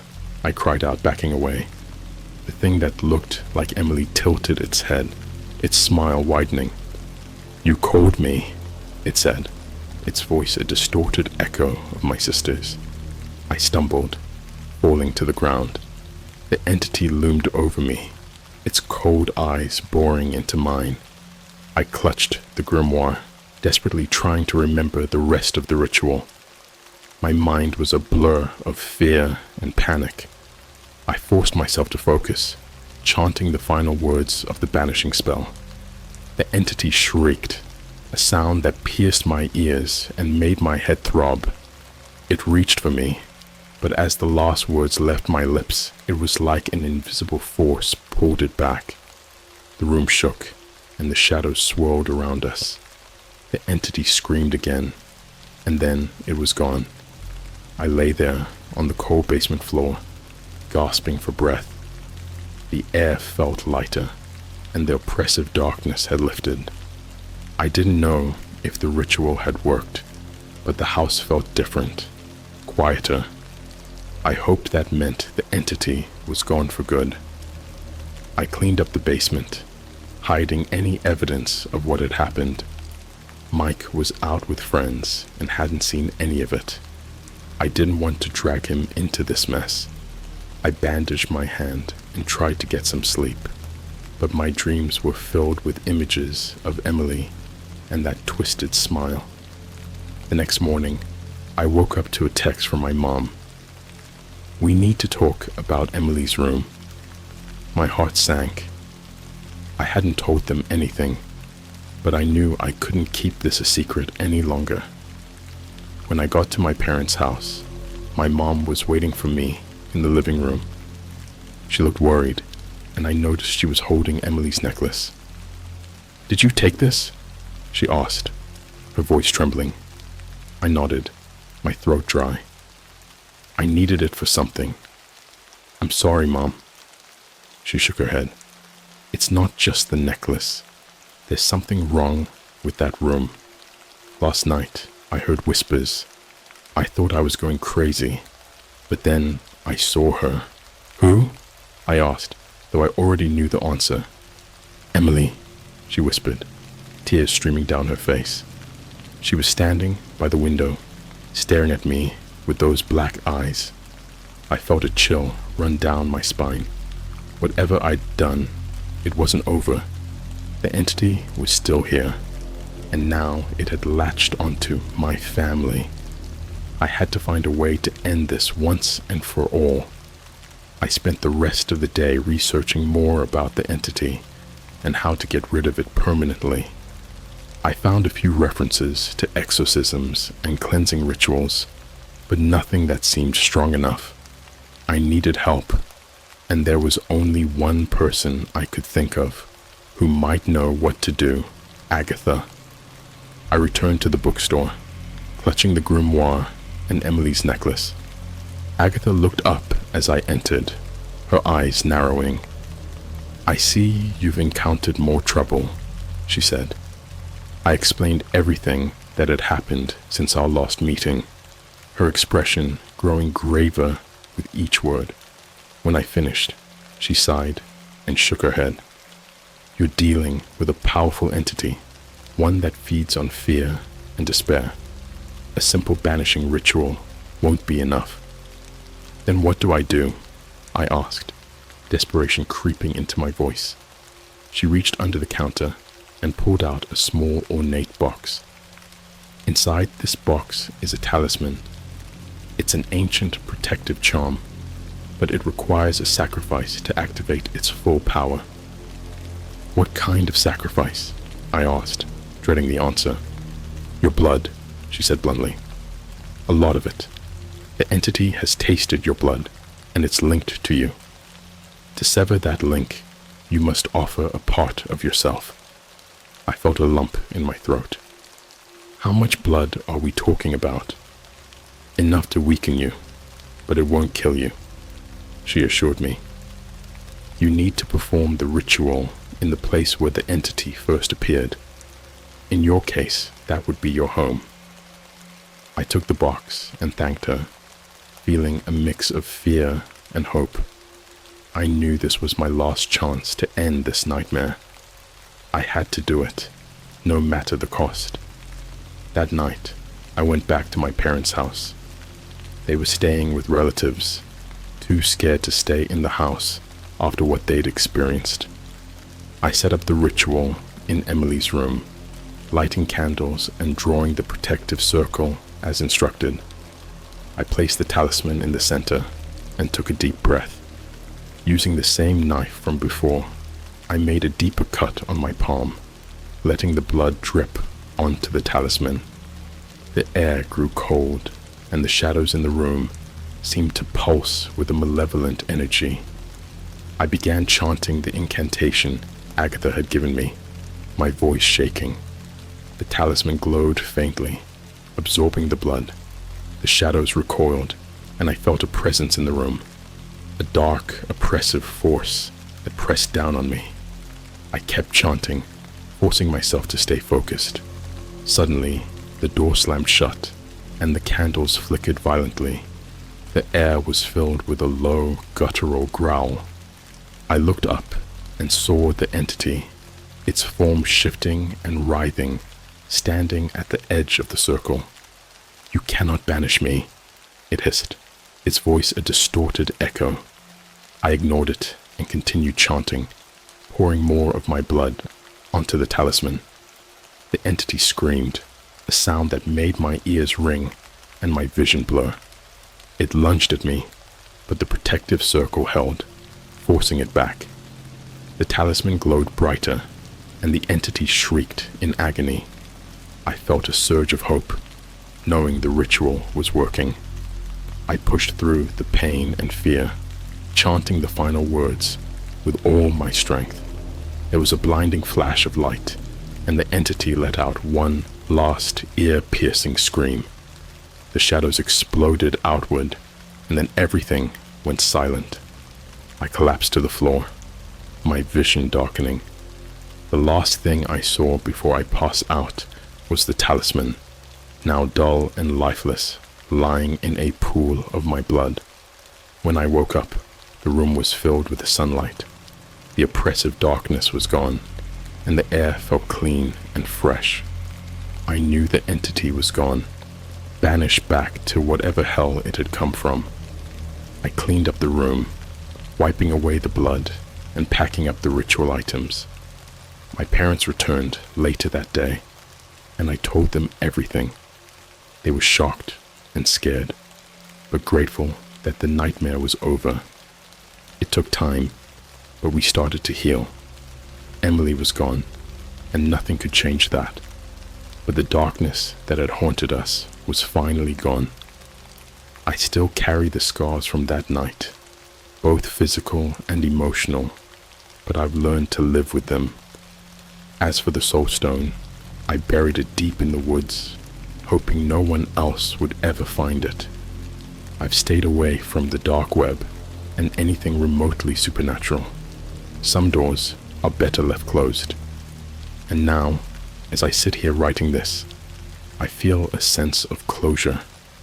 I've faced my demons and survived, but I'll never forget the look in those black eyes or the terror of that final night. Some things stay with you forever. The nightmare should have ended there, but it didn't. A few weeks passed, and I started to feel like myself again. I even managed to sleep through the night without waking up in a cold sweat. My parents seemed to be recovering too. Life was slowly returning to normal. But then, the dreams started. They began as flashes, images of Emily, her black eyes staring at me from the darkness. In the dreams, she would whisper my name, her voice a haunting echo. At first, I dismissed them as remnants of my trauma, just my mind playing tricks on me. But then, they became more vivid. One night, I dreamed I was back in Emily's room. She was sitting on the edge of her bed, her face pale and eyes black as coal. She looked at me with a mix of sorrow and anger. "You shouldn't have done it," she whispered. I woke up drenched in sweat, my heart pounding. I tried to shake off the dream, but it lingered. Every time I closed my eyes, I saw her face. I started avoiding sleep, afraid of what I might see. I was running on fumes, my mind a foggy mess. One evening, I decided to take a walk to clear my head. The sun was setting, casting long shadows across the streets. I wandered aimlessly, my thoughts a jumble of fear and confusion. I ended up near the woods where I had buried the soul stone. I hadn't planned on going there, but my feet seemed to have a mind of their own. The trees loomed tall and menacing, their branches reaching out like skeletal fingers. I felt a chill run down my spine as I approached the spot where I had buried the stone. I stood there, staring at the ground, feeling a sense of unease. It was like the earth itself was holding its breath. I turned to leave, but something caught my eye. A small black stone was lying on the ground, half buried in the dirt. My heart skipped a beat. It looked exactly like the soul stone, but I had buried it deep. How could it have resurfaced? Against my better judgment, I picked it up. It felt cold and heavy in my hand, just like before. A sense of dread washed over me, but I couldn't let it go. I shoved it into my pocket and hurried back home, my mind racing with possibilities. That night, I sat in my room, staring at the stone. I knew I should get rid of it, but something held me back. It was like it had a hold on me, drawing me in. I decided to do some research, hoping to find answers. I scoured forums and websites, looking for any information about the soul stone or similar objects. I stumbled upon a thread discussing cursed objects and their origins. One post caught my attention. It described a ritual to bind a spirit to a physical object, creating a conduit between the living and the dead. The process was dangerous and often resulted in unintended consequences. The description matched the soul stone perfectly. As I read further, my phone buzzed with a text message. It was from an unknown number. "You shouldn't have taken it," the message read. My blood ran cold. I looked around my room, feeling like I was being watched. I tried to ignore the message, but another one came through. "It's not over. She's still here." My hands were shaking as I typed back, "Who is this?" No response. I put the phone down, my mind spinning. I didn't know what to believe. Was it just a sick prank? Or was there something more sinister at play? The dreams, the stone, the messages, it was all connected, but I couldn't see how. The following days were a blur. The dreams grew more intense, each one more vivid than the last. Emily's black eyes haunted me, her whispers turning into screams. I felt like I was losing my grip on reality. My parents noticed the change in me, but I couldn't tell them the truth. They'd think I was losing my mind. One night, I woke up to the sound of footsteps outside my room. I sat up, my heart pounding in my chest. The footsteps grew louder, closer. I grabbed my phone and turned on the flashlight, shining it towards the door. The light flickered and died. I cursed under my breath, fumbling to turn it back on. When the light came back, Emily was standing in the doorway. Her eyes were black, her face twisted in a grotesque smile. "You can't escape," she whispered. "You brought me back." I screamed and lunged for the light switch, flooding the room with light. She was gone. My parents burst in, panic in their eyes. "What happened?" my mom asked, her voice trembling. I couldn't explain. I just shook my head, trying to calm down. They sat with me until I fell asleep, but I could tell they were scared. They didn't know what was happening, and neither did I. The next day, I decided to confront Agatha again. She was my only hope of finding a solution. I walked into the bookstore, the bell above the door jingling. Agatha looked up, her eyes narrowing when she saw me. "You're back," she said, her voice filled with concern. I placed the soul stone on the counter. "It came back," I said, my voice barely a whisper. She frowned, examining the stone. "This shouldn't be possible," she muttered. "The entity must have a stronger hold than we thought." "What do I do?" I asked, desperation creeping into my voice. Agatha sighed. "We need to perform a severing ritual. It's dangerous, and it will require great sacrifice. Are you willing to do whatever it takes?" I nodded. "I don't have a choice. I need to end this." She nodded and handed me a list of items to gather for the ritual. Some of them were rare and expensive, but I didn't care. I would do whatever it took to stop this nightmare. The ritual needed to be performed at the site where the stone had resurfaced, the woods. I gathered the items, feeling a sense of dread with each step. Agatha warned me that the ritual would draw the entity out, and it would fight back. I needed to be prepared for a battle. That night, I returned to the woods, the soul stone and ritual items in my backpack. The air was thick with anticipation, the trees casting long, ominous shadows. I found the spot and set up the ritual, drawing a protective circle and placing the items in the center. I began chanting the incantation, my voice steady despite the fear gnawing at my insides. The air grew cold, and the shadows seemed to come alive, swirling around me. I continued chanting, pouring all my energy into the ritual.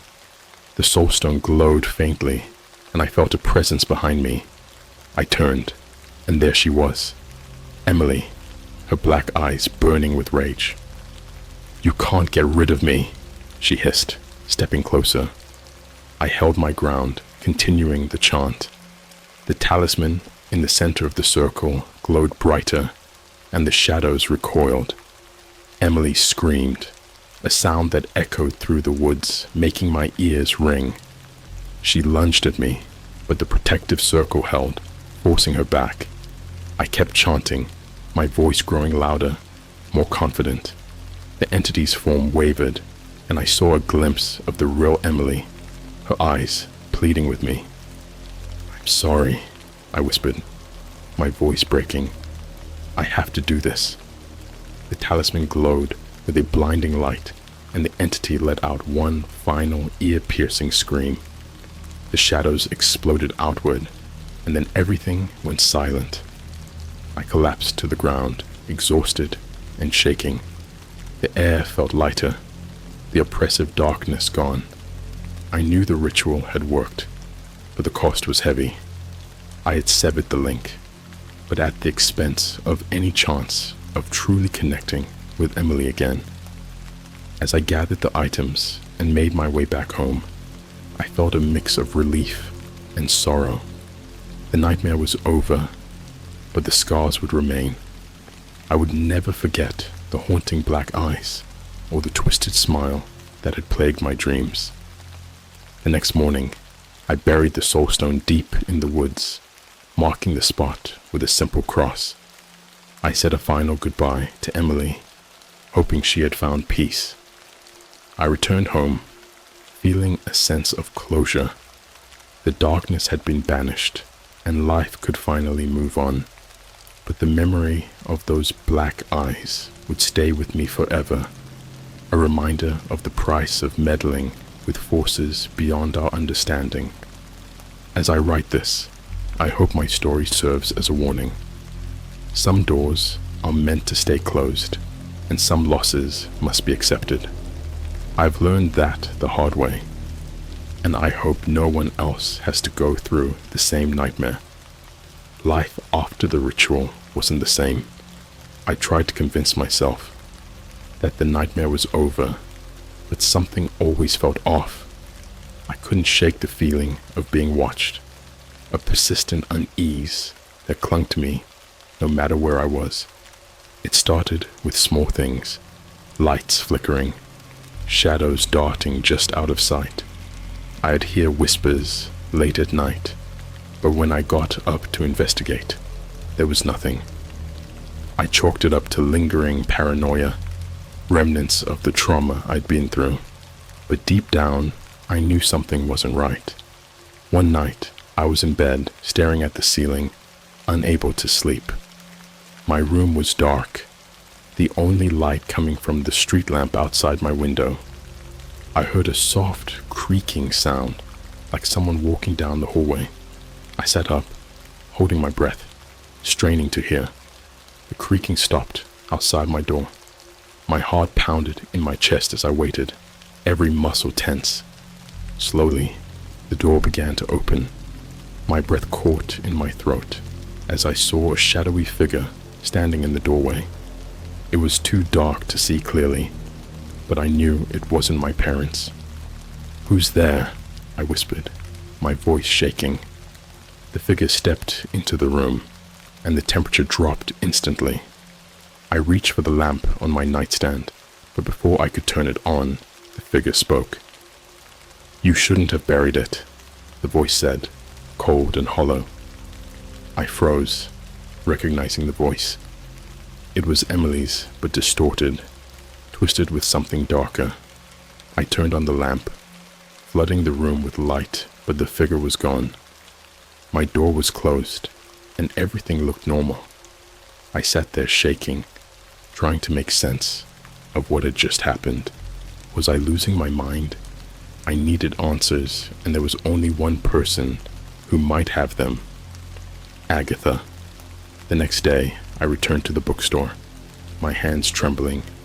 As I pushed open the door, Agatha looked up, her expression grave. "I had a feeling you'd be back," she said. I told her about the shadowy figure, the voice, the feeling of being watched. She listened intently, her brow furrowing. When I finished, she sighed. "The entity wasn't fully banished. A part of it must have remained tethered to you." "What do I do?" I asked, desperation creeping into my voice.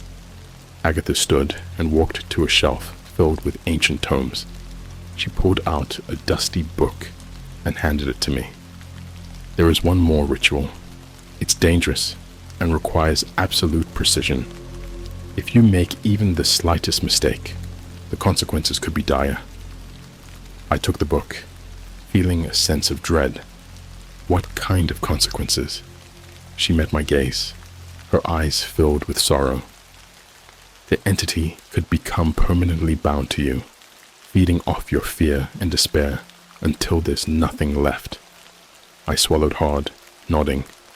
"I have to try." The ritual needed to be performed at midnight, in the place where I first summoned the entity, my parents' house. I gathered the necessary items, each one more obscure and difficult to find than the last. When the night came, I was ready. My parents were out of town, visiting relatives. I had the house to myself. I set up the ritual in the living room, drawing a protective circle and placing the items in the center. The book instructed me to light black candles at each point of the circle, their flames flickering ominously in the dim light. I began the incantation, my voice steady despite the fear gnawing at my insides. The air grew cold, and the shadows seemed to come alive, swirling around me. I continued chanting, focusing on the words, each syllable heavy with power. Halfway through the ritual, the candles flickered and went out, plunging the room into darkness. I felt a cold presence behind me, and the hairs on the back of my neck stood up. I turned slowly, and there she was, Emily, her black eyes gleaming in the dark. "You can't get rid of me," she hissed, her voice a chilling echo. I stepped back, my heart racing. "I have to," I said, my voice trembling. "I need to end this." She stepped closer, her form shifting and writhing in the darkness. "You brought me back. You can't send me away." I continued the incantation, forcing myself to focus. The air grew colder, and the shadows pressed in around me. Emily screamed, a sound that pierced my ears and made my head throb. I pushed through the pain, chanting louder, pouring all my energy into the ritual. The shadows writhed and twisted, and I felt a pressure in my chest, like a vice tightening around my heart. Emily's form flickered, her black eyes burning with rage. "You will never be free," she snarled, her voice distorted and inhuman. I finished the incantation, my voice breaking on the last word. The candles flared to life, their flames burning brighter than before. The shadows recoiled, and Emily let out one final ear-piercing scream. Her form shattered, dissolving into the darkness. I collapsed to the floor, gasping for breath. The air felt lighter, the oppressive presence gone. I knew the ritual had worked, but I felt a lingering sense of unease. Had I truly banished the entity, or had I only driven it deeper into the shadows? As I cleaned up the ritual, I felt a strange sense of calm. The house was quiet, and for the first time in weeks, I felt like I could breathe. I hoped that this was the end, that I could finally move on. But deep down, I knew that some scars never heal. The memory of Emily's black eyes and twisted smile would stay with me forever, a reminder of the dangers of meddling with forces beyond our understanding. As I write this, I can't help but feel a sense of foreboding. The nightmares have stopped, and the house feels normal again, but I can't shake the feeling that something is still watching, waiting in the shadows. I hope I'm wrong. I hope the nightmare is truly over. But if there's one thing I've learned, it's that some doors are never truly closed, and some things, once unleashed, can never be fully banished. Life seemed to settle back into a semblance of normalcy after the final ritual. The house was quiet, my dreams were undisturbed, and the oppressive presence that had haunted me felt like a distant memory. I dared to hope that I had finally banished the entity for good. Months passed, and I began to rebuild my life. I reconnected with friends, went back to work, and even started seeing a therapist to deal with the trauma. My parents were supportive, though they remained unaware of the full extent of what had transpired. I wanted to protect them from the horrors I had faced. One night, after a long day at work, I returned home feeling unusually exhausted. I collapsed onto the couch, flipping through channels on the TV, trying to unwind.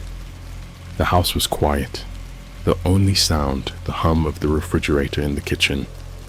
I started to drift off when I heard a soft whisper. "Jack." I bolted upright, my heart pounding. I looked around the living room, but it was empty. I tried to convince myself it was just my imagination, a leftover echo of the nightmares, but deep down, I knew better. I turned off the TV and headed to bed, hoping a good night's sleep would clear my mind. As I lay in the darkness, I couldn't shake the feeling of being watched. I stared at the ceiling, listening to the silence, every creak and groan of the house amplifying my anxiety. Around 3 a.m., I woke up to the sound of footsteps, slow, deliberate, and coming from the hallway. My heart raced as I sat up, straining to hear. The footsteps stopped outside my door, and I felt a chill run down my spine. I grabbed my phone and turned on the flashlight, shining it towards the door. It was closed, but I could see a faint shadow underneath it, moving slightly. I swallowed hard, trying to muster the courage to get up. I had to know if it was real or just my mind playing tricks on me. Slowly, I crept towards the door, my hands trembling. I reached for the handle and paused, listening. The shadow shifted, and I heard a soft, raspy breath on the other side. I took a deep breath and yanked the door open, shining the light into the hallway. It was empty.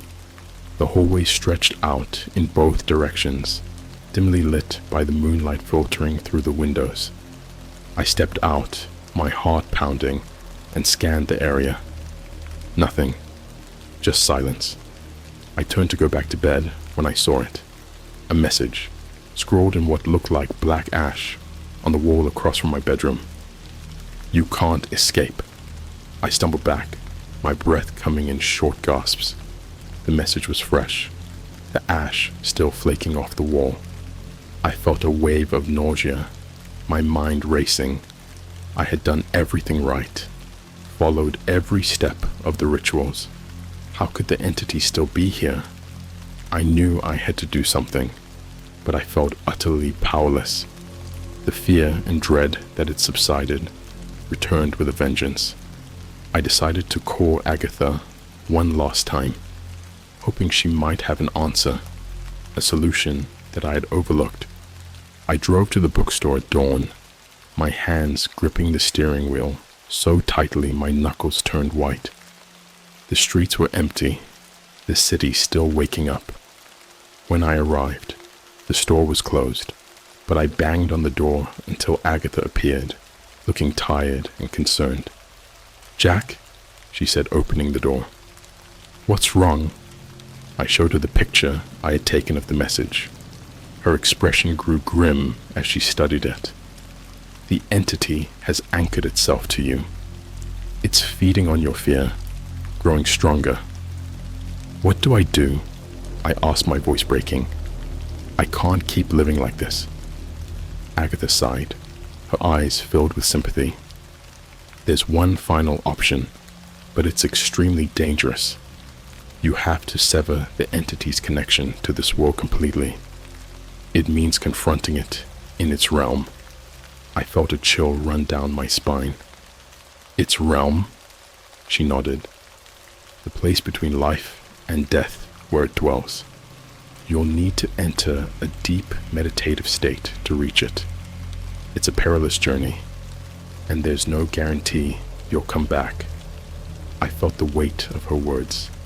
The idea of confronting the entity in its own realm terrified me, but I couldn't keep living in fear. I needed to end this once and for all. "How do I do it?" I asked, my voice steady despite the fear gnawing at me. Agatha led me to the back of the store, to a small, dimly lit room filled with strange artifacts and candles. She handed me a vial of dark liquid and a small, intricately carved wooden box. "Drink this. It will help you enter the trance. Inside the box is a protective charm. Keep it with you at all times. It will guide you back if you get lost." I nodded, taking the vial and the box. I felt a sense of resolve settling over me. I had to do this. For Emily, for my parents, for myself. Agatha instructed me to lie down on a mat in the center of the room.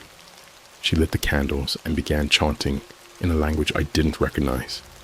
I drank the liquid, feeling its warmth spread through my body. My eyelids grew heavy, and the world around me began to blur. I closed my eyes, focusing on Agatha's voice. The chanting grew louder, echoing in my mind. I felt a pulling sensation, like I was being drawn into a deep, dark void. I fought the urge to panic, reminding myself to hold on to the charm. When I opened my eyes, I was in a place that defied description. It was a vast, shadowy expanse, filled with twisted shapes and flickering lights. The air was thick and oppressive, filled with a low, ominous hum. I looked around, clutching the charm tightly. I knew the entity was here, somewhere. I started walking, each step feeling heavy and labored. The landscape shifted around me, the shadows moving like living things. "Jack!" a voice called out, echoing through the darkness.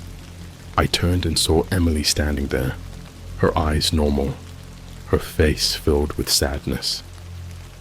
"Emily?" I whispered, taking a step towards her. "Help me, Jack," she pleaded, reaching out to me. I hesitated, remembering Agatha's warnings. This place was full of tricks and illusions. "How do I know it's really you?" I asked, my voice shaking. Her expression changed, the sadness turning into anger.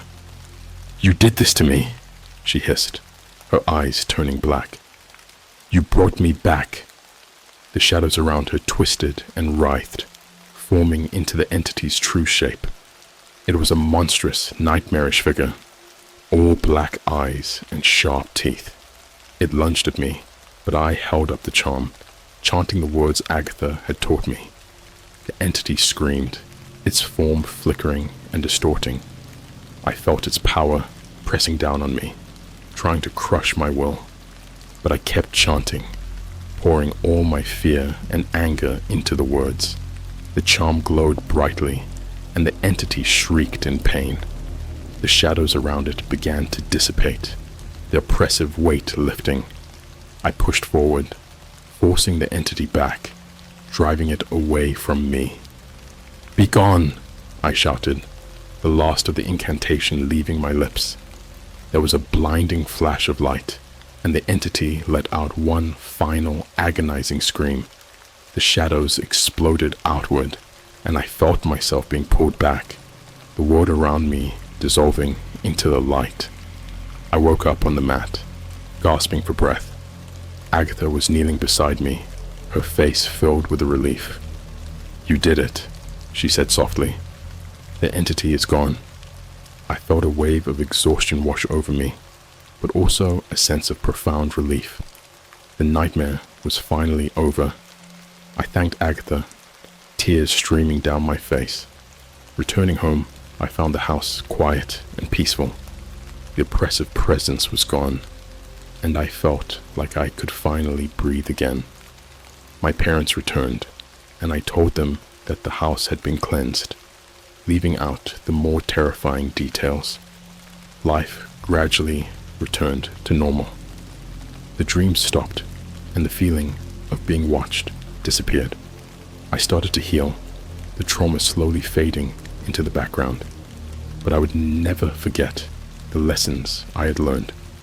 Some doors are meant to stay closed. Some losses must be accepted, and some things, once unleashed, can never be fully banished. As I sit here, writing this final part of my story, I feel a sense of closure. The scars remain, but they no longer define me. I faced my demons and survived, and now I can finally move on, leaving the darkness behind.